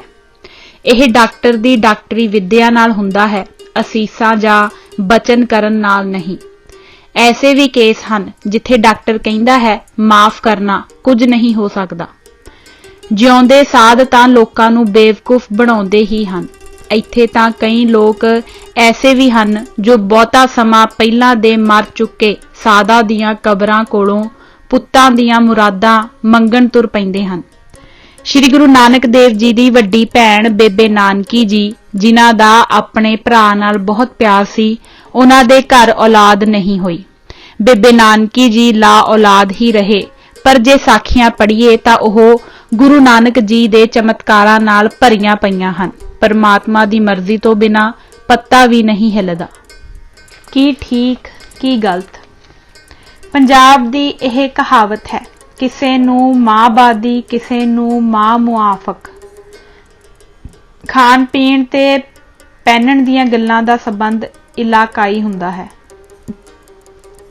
धार्मिक नहीं। हज़रत मुहम्मद साहिब ने गर्म इलाके दे रहण वाले होण करके शराब पीनी मना कर दित्ती सी। सारे अरब ते होर इलाके विच 46 डिग्री तो 48 डिग्री ते कई वार 50 डिग्री सैल्सीयस तक भी गर्मी पैंदी है। खजूरां खाणियां ते पानी पीना जां ऊंठ दा मांस खाना उत्थों दे लोकां दी मुख खुराक सी। इलाका रेतला मारूथल होण दे नाल नाल हरियावल दी घाट ते बारिश दे ना पैण करके रेत दे टिब्बियां ते तत्ती हवा ते ता दियां हरनियां भजदियां दसदियां हन। ਜਿਹੜੇ अरब देशां दे लोग समुंदरां दे कंढिਆਂ लागे रहिंदे सन, ਉਹ मच्छी ते गुजारा करदे सन। गर्मी दी वजह करके ही अरबी लोग सिर तो लैके पैरां तक एक खुला चौले वर्गा कपड़ा पाउंदे हन। गर्म हवा विच किते सिर ते पाया होया कपड़ा उड़ ना जावे, इस लई सिर ते गोल रस्सा जिहा बन लैंदे हन, जिस नूं गतरा ते कंदूरा कहिंदे हन। अरबी लोग पैरां विच चप्पलां जहियां वर्गी जुत्ती पाउंदे हन ताकि रेत विच तुरन वेले जे जुत्ती विच रेत भर जावे तां पैर उतां नूं करके झाड़ी जा सके। आम तौर ते अरब देशां दी तरक्की तो पहिलां अर्थात 1971 तो पहिलां जदों अरब मुल्क अंग्रेज़ां हत्थों आज़ाद होए, उदों तक अरबियां विच डखुतरे दी बीमारी बड़ी आम सी। यह बीमारी हमेशा गर्मियां दे दिनां विच पानी दी घाट कारण हुंदी है। बंदे नूं थोड़ा थोड़ा पेशाब आउंदा है ते पेशाब करन तो बाद भी बड़ी तिखी जही जलन हुंदी रहिंदी है। उस जलन नाल ही दोबारा पेशाब करन दी हाजत हुंदी है, पर पेशाब आउंदा नहीं। पंजाब विच तत्ते खरबूजे आदि खाण ते घट पानी पीण नाल यह बीमारी हो जाती है। पंजाबी विच कहावत मशहूर है, तत्ता खावे ते मरे डखुतरे। 1400 साल तो जदों दे हज़रत मुहम्मद साहिब होए हन ते मुसलमान धर्म होंद विच आया है, अरबां दा इहो ही हाल रहा है। बिना शराब पीण तो ही अरबी लोग इस बीमारी नाल पीड़ित सन। जे हज़रत मुहम्मद साहिब शराब दी भी खुल कर दिंदे तां शायद कोई भी अरबी इस बीमारी तो बचिया नहीं रह सकदा सी। शायद अरबियां दी नस्ल कुशी भी हो जांदी, क्योंकि जे किसी बीबी नूं बच्चा ना हुंदा होवे तां डॉक्टर पुछदे हन पेशाब चीर के ते नहीं आउंदा, ਉਸਦੇ ਪਤੀ ਨੂੰ ਵੀ ਇਹ ਹੀ ਸਵਾਲ ਪੁੱਛਿਆ ਜਾਂਦਾ ਹੈ, ਕਿਉਂਕਿ ਹਿਕਮਤ ਅਨੁਸਾਰ ਵੀ ਜੇ ਪਿਸ਼ਾਬ ਚੀਰ ਕੇ ਆਉਂਦਾ ਹੋਵੇ ਤਾਂ ਸਪਰਮ ਜੀਂਦੇ ਨਹੀਂ ਬਚਦੇ ਤੇ ਇਸ ਕਾਰਨ ਬੱਚਾ ਪੈਦਾ ਨਹੀਂ ਹੋ ਸਕਦਾ। ਪਰ ਦੂਜੇ ਪਾਸੇ ਠੰਡੇ ਦੇਸ਼ਾਂ ਵਿੱਚ ਜਿੱਥੇ ਬਰਫ਼ ਪੈਂਦੀ ਹੈ ਤੇ ਅੱਤ ਦੀ ਸਰਦੀ ਹੁੰਦੀ ਹੈ, ਜੇ ਕੋਈ ਵਿਅਕਤੀ ਠੰਡ ਦੀ ਚਪੇਟ ਵਿੱਚ ਆ ਜਾਵੇ ਤਾਂ ਉਹ ਮਰ ਵੀ ਸਕਦਾ ਹੈ। ਉਸ ਨੂੰ ਹਾਈਪੋਥਰਮੀਆ, ਠੰਡ ਨਾਲ ਖੂਨ ਜੰਮਣਾ ਨਾਂ ਦੀ ਬਿਮਾਰੀ ਹੋ ਜਾਂਦੀ ਹੈ, ਜਿਸ ਨਾਲ ਸਰੀਰ ਦੀਆਂ ਨਾੜੀਆਂ ਵਿੱਚ ਚੱਲ ਰਹੇ ਲਹੂ ਦੇ ਗਤੱਲੇ ਕਲੌਥਸ ਜਿਹੇ ਬਣ ਜਾਂਦੇ ਹਨ ਤੇ ਜਦੋਂ ਕੋਈ ਖੂਨ ਦਾ ਗਤੱਲਾ ਦਿਲ ਤੋਂ ਅੱਗੇ ਨਹੀਂ ਜਾਂਦਾ ਤਾਂ ਦਿਲ ਬੰਦ ਵੀ ਹੋ ਸਕਦਾ ਹੈ, ਕਿਉਂਕਿ ਦਿਲ ਵੀ ਇੱਕ ਐਸਾ ਪੰਪ ਹੈ ਜੋ 24 ਘੰਟਿਆਂ ਵਿੱਚ ਇੱਕ ਪੂਰੇ ਰੇਲ ਦੇ ਡੱਬੇ ਜਿੰਨਾ ਖੂਨ ਪੰਪ ਕਰਦਾ ਹੈ। ਦਿਲ ਇੱਕ ਦਿਨ ਵਿੱਚ 18,000 ਲੀਟਰ ਖੂਨ ਪੰਪ ਕਰਦਾ ਹੈ ਤੇ ਇੱਕ ਘੰਟੇ ਵਿੱਚ 750 ਲੀਟਰ, ਤੇ ਜਦੋਂ ਬੰਦਾ ਸੁੱਤਾ ਵੀ ਹੋਵੇ ਉਦੋਂ ਵੀ ਆਪਣੀ ਸਪੀਡ ਘੱਟ ਨਹੀਂ ਕਰਦਾ। ਹੁਣ ਕਿਤੇ ਤਾਂ ਸ਼ਰਾਬ ਪੀਣ ਕਰਕੇ ਡਖੁਤਰੇ ਵਰਗੀ ਖਤਰਨਾਕ ਬਿਮਾਰੀ ਹੋ ਜਾਂਦੀ ਹੈ ਤੇ ਕਿਤੇ ਨਾ ਪੀਣ ਕਰਕੇ ਹਾਈਪੋਥਰਮੀਆ ਹੋ ਜਾਂਦਾ ਹੈ। ਦੋਹਾਂ ਵਿੱਚੋਂ ਠੀਕ ਕਿਹੜੀ ਗੱਲ ਹੋਈ? ਪਰ ਹੁਣ ਜਦੋਂ ਕਿ ਅਰਬ ਦੇਸ਼ਾਂ ਵਿੱਚ ਹਰ ਝੁੱਗੀਨੁਮਾ ਕੋਠੜੀ ਵਿੱਚ ਵੀ ਏਸੀ ਲੱਗ ਚੁੱਕੇ ਹਨ ਤੇ ਪਾਣੀ ਦੀ ਵੀ ਕੋਈ ਕਮੀ ਨਹੀਂ, ਤਾਂ ਉਹ ਹੀ ਅਰਬੀ ਲੋਕ ਜਿਨ੍ਹਾਂ ਦੇ ਧਰਮ ਵਿੱਚ ਸ਼ਰਾਬ ਹਰਾਮ ਹੈ, ਅੱਜ ਕੱਲ੍ਹ ਖੁੱਲ੍ਹੇਆਮ ਰੱਜ ਕੇ ਸ਼ਰਾਬ ਪੀਂਦੇ ਹਨ, ਕਿਉਂਕਿ ਹੁਣ ਉਹਨਾਂ ਨੂੰ ਡਖੁਤਰੇ ਵਰਗੀ ਕੋਈ ਬਿਮਾਰੀ ਨਹੀਂ ਲੱਗ ਸਕਦੀ। ਲੁਕਮਾਨ, ਜੋ ਇੱਕ ਪਹੁੰਚਿਆ ਹੋਇਆ ਹਕੀਮ ਹੋਇਆ ਹੈ, ਨੇ ਸ਼ਰਾਬ ਪੀਣ ਦੇ 101 ਫਾਇਦੇ ਲਿਖੇ ਹਨ, ਪਰ ਨਾਲ ਹੀ ਉਸਨੇ ਇੱਕ ਨੋਟ ਲਿਖ ਦਿੱਤਾ ਹੈ ਕਿ ਇਹ ਬੜੀ ਭ੍ਰਿਸ਼ਟ ਵਸਤੂ ਹੈ ਤੇ ਇਸ ਨੂੰ ਹੱਥ ਲਾਉਣਾ ਵੀ ਗੁਨਾਹ ਹੈ। ਇਸ ਦਾ ਮਤਲਬ ਵੀ ਇਹ ਹੀ ਬਣਦਾ ਹੈ ਕਿ ਕੋਈ ਚੀਜ਼ ਠੀਕ ਨਹੀਂ, ਕੋਈ ਗਲਤ ਨਹੀਂ। ਜਿਹੜੀ ਸ਼ਰਾਬ ਨੂੰ ਪੀਣ ਨਾਲ 101 ਫਾਇਦਾ ਹੁੰਦਾ ਹੈ, ਉਸੇ ਨੂੰ ਹੀ ਪੀ ਕੇ ਜੇ ਕੋਈ ਵਿਅਕਤੀ ਕਿਸੇ ਦੀ ਧੀ ਭੈਣ ਨੂੰ ਛੇੜ ਦੇਵੇ ਤਾਂ ਉਸਨੂੰ ਚੰਗਾ ਭਲਾ ਇੱਜ਼ਤਦਾਰ ਸ਼ਹਿਰੀ ਹੋਣ ਤੇ ਵੀ ਜੁੱਤੀਆਂ ਪੈ ਸਕਦੀਆਂ ਹਨ। ਸਿੱਖ ਸਾਧ ਸੰਤ ਤੇ ਹੋਰ ਲੋਕ ਸ਼ਰਾਬ ਦੀ ਗੱਲ ਇਸ ਤਰ੍ਹਾਂ ਕਰਦੇ ਹਨ ਜਿਵੇਂ ਇਹ ਕੋਈ ਕੀਟਨਾਸ਼ਕ ਦਵਾ ਹੋਵੇ ਤੇ ਇਹ ਪੀਣ ਨਾਲ ਸਿੱਖ ਮਾਰੀ ਜਾਣਗੇ। ਪਰ ਪੰਜਾਬ ਵਿੱਚ ਸਭ ਤੋਂ ਵੱਧ ਸ਼ਰਾਬ ਸਿੱਖ ਹੀ ਪੀਂਦੇ ਹਨ। ਸਾਰੇ ਭਾਰਤ ਦੇ ਸੂਬਿਆਂ ਨਾਲੋਂ ਪੰਜਾਬ ਵਿੱਚ ਸਭ ਤੋਂ ਵੱਧ ਸ਼ਰਾਬ ਪੀਤੀ ਜਾਂਦੀ ਹੈ। ਇੱਥੇ ਤਾਂ ਸਿੱਖ ਸ਼ਰਾਬ ਦੇ ਠੇਕੇ ਵੱਲ ਜਾਣ ਲੱਗਿਆਂ ਉਰਿਓਂ ਹੀ ਜੇਬ ਵਿੱਚੋਂ ਪੈਸੇ ਕੱਢਦੇ ਠੇਕੇ ਵੱਲ ਜਾਂਦੇ ਹਨ ਤਾਂ ਕਿ ਸ਼ਰਾਬ ਖਰੀਦਣ ਵਿੱਚ ਭੋਰਾ ਦੇਰ ਨਾ ਲੱਗ ਜਾਵੇ। ਭਾਈ ਦੇਸਾ ਸਿੰਘ ਤੇ ਭਾਈ ਚੌਪਾ ਸਿੰਘ ਦੇ ਰਹਿਤਨਾਮੇ ਵਿੱਚ ਸਪਸ਼ਟ ਲਿਖਿਆ ਹੋਇਆ ਹੈ ਕਿ ਰਣ ਮੇਂ ਚਲੋ ਤਾਂ ਮਦਰਾ ਪੀਵੋ, ਅਵਰ ਦਿਵਸ ਕਹੀ ਨਾਮ ਨਾ ਲੇਵੋ। ਕਾਰਨ ਬੜਾ ਸਿੱਧਾ ਹੈ। ਲੜਾਈ ਦੇ 2.5 ਫੱਟ ਹੁੰਦੇ ਹਨ ਤੇ ਸ਼ਰਾਬ ਪੀ ਕੇ ਬੰਦੇ ਨੂੰ ਕੁਝ ਚਿਰ ਲਈ ਮੌਤ ਦਾ ਡਰ ਭੁੱਲ ਜਾਂਦਾ ਹੈ ਜਾਂ ਘੱਟ ਹੋ ਜਾਂਦਾ ਹੈ। ਇਸ ਲਈ ਉਹ ਦਲੇਰ ਹੋ ਕੇ ਲੜਦਾ ਹੈ ਤੇ ਜਿੱਤ ਵੀ ਸਕਦਾ ਹੈ। ਪਰ ਜੇ ਉਹ ਹੀ ਬੰਦਾ ਹਰ ਰੋਜ਼ ਸ਼ਰਾਬ ਪੀਣ ਦਾ ਆਦੀ ਹੋ ਜਾਵੇ ਤਾਂ ਫਿਰ ਸ਼ਰਾਬ ਉਸ ਬਹਾਦਰ ਵਿਅਕਤੀ ਤੇ ਸਵਾਰ ਹੋ ਜਾਂਦੀ ਹੈ ਤੇ ਉਹ ਬੰਦਾ ਵੀ ਅੱਤ ਦਾ ਡਰਪੋਕ ਹੋ ਜਾਂਦਾ ਹੈ ਤੇ ਗਰੀਬਾਂ ਤੇ ਨਿਤਾਣਿਆਂ ਤੇ ਵੀ ਜ਼ੁਲਮ ਕਰਨ ਲੱਗ ਪੈਂਦਾ ਹੈ। ਹਰ ਦੇਸ਼, ਇੱਥੋਂ ਤੱਕ ਕਿ ਪਾਕਿਸਤਾਨ ਵਰਗਾ ਕੱਟੜ ਇਸਲਾਮਕ ਦੇਸ਼ ਵੀ ਲੜਾਈ ਦੇ ਦਿਨਾਂ ਵਿੱਚ ਆਪਣੀ ਫੌਜ ਵਿੱਚ ਸ਼ਰਾਬ ਤਕਸੀਮ ਕਰਦਾ ਹੈ।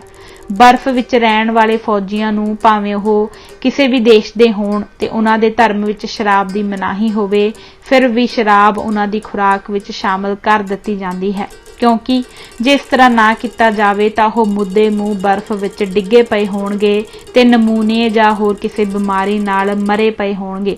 ਇੱਥੋਂ ਤੱਕ ਕਿ ਪਹਾੜਾਂ ਤੇ ਚੜ੍ਹਨ ਵਾਲੀਆਂ ਖੱਚਰਾਂ ਤੇ ਘੋੜਿਆਂ ਨੂੰ ਵੀ ਰੰਮ ਦਿੱਤੀ ਜਾਂਦੀ ਹੈ। ਬੰਦਿਆਂ ਵਾਲੀ ਰੰਮ ਤੇ ਖੱਚਰਾਂ ਵਾਲੀ ਰੰਮ ਵਿੱਚ ਵੀ ਕੋਈ ਜ਼ਿਆਦਾ ਅੰਤਰ ਨਹੀਂ ਹੁੰਦਾ। ਜਿੱਥੇ ਬਾਕੀ ਦੇ ਸਾਰੇ ਪੈਗੰਬਰਾਂ ਤੇ ਗੁਰੂਆਂ ਨੇ ਸ਼ਰਾਬ ਦੇ ਨਸ਼ੇ ਨੂੰ ਚੰਗਾ ਨਹੀਂ ਸਮਝਿਆ, ਉੱਥੇ ਯਿਸੂ ਮਸੀਹ ਸ਼ਰੇਆਮ ਸ਼ਰਾਬ ਪੀਂਦੇ ਹਨ ਤੇ ਅੱਜ ਵੀ ਦੁਨੀਆ ਵਿੱਚ ਸਭ ਤੋਂ ਵੱਧ ਪੈਰੋਕਾਰ ਯਿਸੂ ਮਸੀਹ ਦੇ ਈਸਾਈ ਹੀ ਹਨ। ਪਹਿਲੇ ਨੰਬਰ ਤੇ ਦੁਨੀਆ ਵਿੱਚ ਵੱਧ ਗਿਣਤੀ ਈਸਾਈਆਂ ਦੀ, ਫਿਰ ਮੁਸਲਮਾਨਾਂ ਦੀ, ਫਿਰ ਰੱਬ ਨੂੰ ਨਾ ਮੰਨਣ ਵਾਲਿਆਂ ਦੀ ਤੇ ਫਿਰ ਕਿਤੇ ਜਾ ਕੇ ਹਿੰਦੂ ਧਰਮ ਦੀ ਵਾਰੀ ਆਉਂਦੀ ਹੈ। ਸਿੱਖ ਤਾਂ ਹੋ ਸਕਦਾ ਹੈ ਦੁਨੀਆ ਦਾ ਸਭ ਤੋਂ ਛੋਟਾ ਧਰਮ ਹੋਵੇ, ਕਿਉਂਕਿ ਇਸ ਦੀ ਗਿਣਤੀ ਸ਼ਾਇਦ ਦੁਨੀਆ ਦੀ ਕੁੱਲ ਆਬਾਦੀ ਦਾ 0.0 ਕੁਝ ਫੀਸਦੀ ਹੀ ਹੋਵੇ। ਯੂਰਪੀਅਨ ਦੇਸ਼ਾਂ ਵਿੱਚ ਖੁਸ਼ੀ ਦੀਆਂ ਪਾਰਟੀਆਂ ਤੇ ਇੱਥੋਂ ਤੱਕ ਕਿ ਕਿਸੇ ਦੇ ਮਰ ਜਾਣ ਤੇ ਵੀ ਕਈ ਅੰਤਮ ਰਸਮਾਂ ਸ਼ਰਾਬ ਨਾਲ ਜਾਂ ਸ਼ਰਾਬ ਪੀ ਕੇ ਕੀਤੀਆਂ ਜਾਂਦੀਆਂ ਹਨ। ਸੈਕਰਾਮੈਂਟਲ ਵਾਈਨ ਜੋ ਗਿਰਜਾ ਘਰਾਂ ਵਿੱਚ ਹੁਣ ਵੀ ਪੀਤੀ ਜਾਂਦੀ ਹੈ, ਇਹ ਹਿੰਦੂਆਂ ਦੇ ਸੋਮਰਸ ਵਰਗੀ ਹੁੰਦੀ ਹੈ। ਅੰਗੂਰਾਂ ਦੀ ਸ਼ਰਾਬ ਬਣਾਉਣ ਦਾ ਉਹ ਹੀ ਤਰੀਕਾ ਹੈ ਜੋ ਦੂਸਰੀ ਆਮ ਵਾਈਨ ਦਾ, ਜਿਸ ਨੂੰ ਟੇਬਲ ਵਾਈਨ ਕਿਹਾ ਜਾਂਦਾ ਹੈ, ਪਰ ਇਸ ਵਿੱਚ ਹੋਰ ਕੋਈ ਵੀ ਚੀਜ਼ ਨਹੀਂ ਮਿਲਾਈ ਜਾਂਦੀ। ਭਾਰਤ ਵਿੱਚੋਂ ਇਹ ਸ਼ਰਾਬ ਸਿੱਧੀ ਜਾਂ ਤਾਂ ਗੋਆ ਤੋਂ ਸਪਲਾਈ ਹੁੰਦੀ ਹੈ ਜਾਂ ਕੇਰਲਾ ਤੋਂ। ਮੁਸਲਮਾਨਾਂ ਦੇ ਸੂਫੀ ਫਕੀਰ ਤੇ ਹੋਰ ਕਈ ਤਬਕੇ ਤੰਬਾਕੂ, ਚਰਸ, ਸੁੱਖਾ ਆਦਿ ਨਸ਼ਿਆਂ ਦਾ ਖੁੱਲ੍ਹ ਕੇ ਪ੍ਰਯੋਗ ਕਰਦੇ ਹਨ। ਸਿੱਖਾਂ ਦੇ ਨਿਹੰਗ ਸਿੰਘ ਸੁੱਖਾ ਘੋਟ ਕੇ ਪੀਂਦੇ ਹਨ ਤੇ ਇਸ ਨੂੰ ਸੁੱਖ ਨਿਧਾਨ ਕਹਿ ਕੇ ਵਡਿਆਉਂਦੇ ਹਨ, ਪਰ ਅਮਰੀਕਾ ਵਿੱਚ ਜੇ ਫੁੱਟ ਕੁ ਉੱਚਾ ਭੰਗ ਦਾ ਬੂਟਾ ਵੀ ਕਿਸੇ ਦੇ ਘਰ ਉੱਗਿਆ ਹੋਇਆ ਮਿਲ ਜਾਵੇ ਤਾਂ ਉਸ ਘਰ ਵਾਲੇ ਨੂੰ 7 ਸਾਲ ਦੀ ਕੈਦ ਕਰਵਾਉਣ ਲਈ ਉਹ ਇੱਕ ਬੂਟਾ ਹੀ ਕਾਫੀ ਹੈ। ਪਰ ਇੱਥੇ ਸੜਕਾਂ ਦੇ ਕਿਨਾਰੇ ਤੇ ਖੇਤਾਂ ਦੇ ਬੰਨਿਆਂ ਤੇ ਭੰਗ ਹੀ ਭੰਗ ਉੱਗੀ ਹੋਈ ਹੈ। ਦੁਨੀਆ ਵਿੱਚ ਸਿਰਫ ਇਸਲਾਮ ਧਰਮ ਵਿੱਚ ਹੀ ਸੂਰ ਦਾ ਮਾਸ ਖਾਣਾ ਸਖਤੀ ਨਾਲ ਮਨਾ ਹੈ। ਇੰਨੀ ਸਖਤੀ ਨਾਲ ਮਨਾ ਹੈ ਕਿ ਮੁਸਲਮਾਨ ਇਹ ਵਿਸ਼ਵਾਸ ਰੱਖਦੇ ਹਨ ਕਿ ਜੇ ਕੋਈ ਮੁਸਲਮਾਨ ਸੂਰ ਸ਼ਬਦ ਦਾ ਉਚਾਰਨ ਵੀ ਕਰ ਦੇਵੇ ਤਾਂ 8 ਪਹਿਰ ਉਸ ਦੀ ਜ਼ੁਬਾਨ ਨਾਪਾਕ ਰਹਿੰਦੀ ਹੈ। ਇਸੇ ਲਈ ਹੀ ਪਾਕਿਸਤਾਨ ਵਾਲੇ ਪੰਜਾਬ ਵਿੱਚ ਸੂਰ ਨੂੰ ਸੂਰ ਨਹੀਂ ਕਹਿੰਦੇ, ਬਾਹਰਲੇ ਸ਼ਬਦ ਨਾਲ ਸੰਬੋਧਨ ਕਰਦੇ ਹਨ, ਜਿਸ ਦਾ ਸਿੱਧਾ ਹੀ ਮਤਲਬ ਹੁੰਦਾ ਹੈ ਕਿ ਸੂਰ ਦੀ ਗੱਲ ਕੀਤੀ ਜਾ ਰਹੀ ਹੈ। ਪਾਕਿਸਤਾਨ ਵਿੱਚ ਜੇ ਕੋਈ ਸੂਰ ਦੀ ਪੂਛ ਜ਼ਿਲ੍ਹੇ ਦੇ DC ਦੀ ਮੇਜ਼ ਉੱਤੇ ਰੱਖ ਦੇਵੇ ਤਾਂ ਉਸ ਨੂੰ ਉਸੇ ਵੇਲੇ ਹੀ 500 ਪਾਕਿਸਤਾਨੀ ਰੁਪਏ ਇਨਾਮ ਵਜੋਂ ਮਿਲਦੇ ਹਨ। ਕਹਿੰਦੇ ਹਨ ਇੱਕ ਵਾਰ ਉਰਦੂ ਦੇ ਮਸ਼ਹੂਰ ਕਵੀ ਤੇ ਮੁਸਲਮਾਨ ਮਿਰਜ਼ਾ ਗਾਲਿਬ ਨੂੰ ਦਿੱਲੀ ਵਿੱਚ ਅੰਗਰੇਜ਼ ਸਰਕਾਰ ਨੇ ਗ੍ਰਿਫਤਾਰ ਕਰ ਲਿਆ। ਅੰਗਰੇਜ਼ ਮੈਜਿਸਟ੍ਰੇਟ ਨੇ ਮਿਰਜ਼ਾ ਗਾਲਿਬ ਨੂੰ ਪੁੱਛਿਆ, ਮੁਸਲਮਾਨ ਹੈ? ਜੀ ਅੱਧਾ, ਮਿਰਜ਼ਾ ਗਾਲਿਬ ਨੇ ਜਵਾਬ ਦਿੱਤਾ। ਮੈਜਿਸਟ੍ਰੇਟ ਨੇ ਪੁੱਛਿਆ, ਇਹ ਕੀ ਗੱਲ ਹੋਈ, ਕਦੀ ਕੋਈ ਕਿਸੇ ਧਰਮ ਵਿੱਚ ਅੱਧਾ ਵੀ ਹੁੰਦਾ ਹੈ? ਤਾਂ ਮਿਰਜ਼ਾ ਗਾਲਿਬ ਨੇ ਝੱਟ ਕਿਹਾ, ਹਜ਼ੂਰ, ਸ਼ਰਾਬ ਪੀ ਲੈਂਦਾ ਹਾਂ, ਸੂਰ ਨਹੀਂ ਖਾਂਦਾ, ਇਸ ਲਈ ਅੱਧਾ ਮੁਸਲਮਾਨ ਹਾਂ।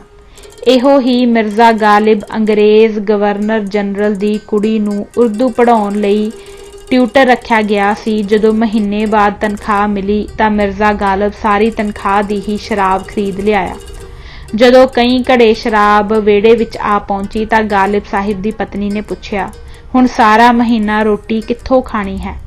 ਤਾਂ ਮਿਰਜ਼ਾ ਗਾਲਿਬ ਨੇ ਕਿਹਾ, ਬੇਗਮ, ਰੋਟੀ ਤਾਂ ਰੱਬ ਨੇ ਹਰ ਬੰਦੇ ਨੂੰ, ਭਾਵੇਂ ਉਹ ਕਿੱਡਾ ਵੀ ਗੁਨਾਹਗਾਰ ਕਿਉਂ ਨਾ ਹੋਵੇ, ਦੇਣੀ ਹੀ ਦੇਣੀ ਹੈ। ਇਹ ਅੱਲਾਹ ਤਾਲਾ ਦਾ ਵਾਅਦਾ ਹੈ, ਪਰ ਸ਼ਰਾਬ ਉਹਨੇ ਨਹੀਂ ਸੀ ਦੇਣੀ, ਇਸ ਲਈ ਮੈਂ ਇਹ ਆਪਣੀ ਖਰੀਦ ਲਿਆਇਆ ਹਾਂ। ਹਜ਼ਰਤ ਮੁਹੰਮਦ ਸਾਹਿਬ ਦੇ ਸੂਰ ਦਾ ਮਾਸ ਖਾਣਾ ਮਨਾ ਕਰਨ ਦਾ ਕਾਰਨ ਇਹ ਸੀ ਕਿ ਮੈਦਾਨੇ ਜੰਗ ਵਿੱਚ ਫੌਜ ਦੇ ਲੰਗਰ ਵਿੱਚ ਬਣਿਆ ਹੋਇਆ ਸੂਰ ਦਾ ਮਾਸ ਜ਼ਹਿਰੀਲਾ ਸੀ, ਜਿਸ ਨੂੰ ਖਾ ਕੇ ਸਾਰੀ ਫੌਜ ਹੀ ਮਾਰੀ ਗਈ ਸੀ। ਸੂਰ ਦੇ ਮਾਸ ਵਿੱਚ ਇੰਨੀਆਂ ਬਿਮਾਰੀਆਂ ਹੁੰਦੀਆਂ ਹਨ ਕਿ ਗਿਣੀਆਂ ਨਹੀਂ ਜਾ ਸਕਦੀਆਂ। ਮਿਰਗੀ ਦੀ ਬਿਮਾਰੀ ਸੂਰ ਦਾ ਮਾਸ ਖਾਣ ਨਾਲ ਵੀ ਹੁੰਦੀ ਹੈ। ਸੂਰ ਦਾ ਮਾਸ ਜ਼ਹਿਰੀਲਾ ਵੀ ਬਹੁਤ ਜਲਦੀ ਹੁੰਦਾ ਹੈ ਤੇ ਸੂਰ ਦੇ ਮਾਸ ਵਿੱਚ ਚਰਬੀ ਬਹੁਤ ਹੋਣ ਕਰਕੇ ਕੀੜੇ ਵੀ ਬਹੁਤ ਜਲਦੀ ਪੈਂਦੇ ਹਨ। ਸੂਰ ਦੇ ਮਾਸ ਦੇ ਅੰਦਰ ਕਈ ਜਰਾਸੀਮ ਐਸੇ ਹੁੰਦੇ ਹਨ ਜੋ ਮਾਸ ਨੂੰ 100 ਡਿਗਰੀ ਤੇ ਉਬਾਲਣ ਨਾਲ ਵੀ ਨਹੀਂ ਮਾਰਦੇ। ਖਾਸ ਤੌਰ ਤੇ ਜੋੜਾਂ ਦੇ ਅੰਦਰ ਰਹਿਣ ਵਾਲੇ ਜਰਾਸੀਮ ਤਾਂ ਬਹੁਤ ਚੰਗੀ ਤਰ੍ਹਾਂ ਹੀ ਮਾਸ ਪਕਾਉਣ ਨਾਲ ਮਰਦੇ ਹਨ। ਪੰਜਾਬ ਵਿੱਚ ਪਿਗਰੀ ਫਾਰਮਾਂ ਨੂੰ ਧੰਦੇ ਦੇ ਰੂਪ ਵਿੱਚ ਵਿਕਸਿਤ ਕਰਨ ਤੇ ਸਰਕਾਰ ਨੇ ਬਹੁਤ ਜ਼ੋਰ ਲਾਇਆ, ਪਰ ਬੁਰੀ ਤਰ੍ਹਾਂ ਨਾਕਾਮ ਰਹੀ। ਅਸਲ ਵਿੱਚ ਭਾਰਤ ਦੇ ਲੋਕ ਸੂਰ ਦਾ ਮਾਸ ਖਾ ਕੇ ਖੁਸ਼ ਹੀ ਨਹੀਂ। ਇਹ ਸਸਤਾ ਵੀ ਬਹੁਤ ਹੁੰਦਾ ਹੈ। ਹੈਮ, ਬੇਕਨ, ਸਾਸਿਜ਼ ਤੇ ਸੂਰ ਦੇ ਮਾਸ ਦਾ ਹੋਰ ਵੀ ਕਈ ਕੁਝ ਬਣਦਾ ਹੈ। ਯੂਰਪ ਤੇ ਦੱਖਣੀ ਅਫਰੀਕਾ ਦੇ ਬਹੁਤ ਦੇਸ਼ਾਂ ਵਿੱਚ ਸੂਰ ਸਵੇਰ ਦੇ ਨਾਸ਼ਤੇ, ਦੁਪਹਿਰ ਦੇ ਭੋਜਨ ਤੇ ਰਾਤ ਦੇ ਖਾਣੇ ਵਿੱਚ ਕਿਸੇ ਨਾ ਕਿਸੇ ਰੂਪ ਵਿੱਚ ਜ਼ਰੂਰ ਹੀ ਖਾਣੇ ਵਾਲੀ ਮੇਜ਼ ਤੇ ਆਉਂਦਾ ਹੈ। ਦੱਖਣੀ ਅਫਰੀਕਾ ਤੇ ਯੂਰਪ ਦੇ ਕਈ ਦੇਸ਼ਾਂ ਵਿੱਚ ਸੂਰ ਦੀ ਤੁਲਨਾ ਨਗੀਨੇ ਨਾਲ ਕੀਤੀ ਗਈ ਹੈ। ਅਫਰੀਕਾ ਦੇ ਕਈ ਦੇਸ਼ਾਂ ਦੇ ਕਬੀਲਿਆਂ ਵਿੱਚ ਤਾਂ ਸੂਰ ਕਰੰਸੀ ਦੇ ਤੌਰ ਤੇ ਵਰਤਿਆ ਜਾਂਦਾ ਹੈ, ਬਲਕਿ ਇੱਥੋਂ ਤੱਕ ਕਿ ਵਿਆਹ ਦੀ ਗੱਲਬਾਤ ਵਿੱਚ ਲਾੜੇ ਨੂੰ ਕੁੜੀ ਵਾਲਿਆਂ ਨੂੰ ਪਹਿਲਾਂ ਤੋਂ ਹੀ ਤੈਅਸ਼ੁਦਾ ਸਮਝੌਤੇ ਅਨੁਸਾਰ ਸੂਰ ਦੇਣੇ ਪੈਂਦੇ ਹਨ। ਪੱਛਮੀ ਦੇਸ਼ਾਂ ਵਿੱਚ ਤਾਂ ਸੂਰ ਪਾਲਣ ਦੇ ਢੰਗ ਵੀ ਬਹੁਤ ਵਿਗਿਆਨਕ ਹੋ ਗਏ ਹਨ। ਹੁਣ ਸੂਰ ਇੱਥੋਂ ਵਾਂਗ ਬਾਹਰ ਚਿੱਕੜ ਵਿੱਚੋਂ ਗੰਦ-ਮੰਦ ਨਹੀਂ ਖਾਂਦੇ ਫਿਰਦੇ। ਇਹਨਾਂ ਨੂੰ ਬਕਾਇਦਾ ਸ਼ੈਡਾਂ ਵਿੱਚ ਰੱਖਿਆ ਜਾਂਦਾ ਹੈ, 2 ਵਾਰ ਨਹਾਇਆ ਜਾਂਦਾ ਹੈ ਤੇ ਮੁਰਗੀਆਂ ਵਾਂਗ ਸੰਤੁਲਿਤ ਖੁਰਾਕ ਪਾਈ ਜਾਂਦੀ ਹੈ। ਇੱਥੇ ਇਹ ਗੱਲ ਸਮਝੀ ਜਾ ਸਕਦੀ ਹੈ ਕਿ ਕਿਤੇ ਤਾਂ ਸੂਰ ਦਾ ਨਾਂ ਲੈਣਾ ਵੀ ਮੁਨਾਸਬ ਨਹੀਂ ਸਮਝਿਆ ਜਾਂਦਾ ਤੇ ਕਿਤੇ ਇਸ ਨੂੰ ਨਗੀਨੇ ਹੀਰੇ ਨਾਲ ਤੁਲਨਾ ਦਿੱਤੀ ਜਾਂਦੀ ਹੈ। ਠੀਕ ਕੀ ਹੈ ਤੇ ਗਲਤ ਕੀ ਹੈ ਦਾ ਫੈਸਲਾ ਕੌਣ ਕਰੇਗਾ?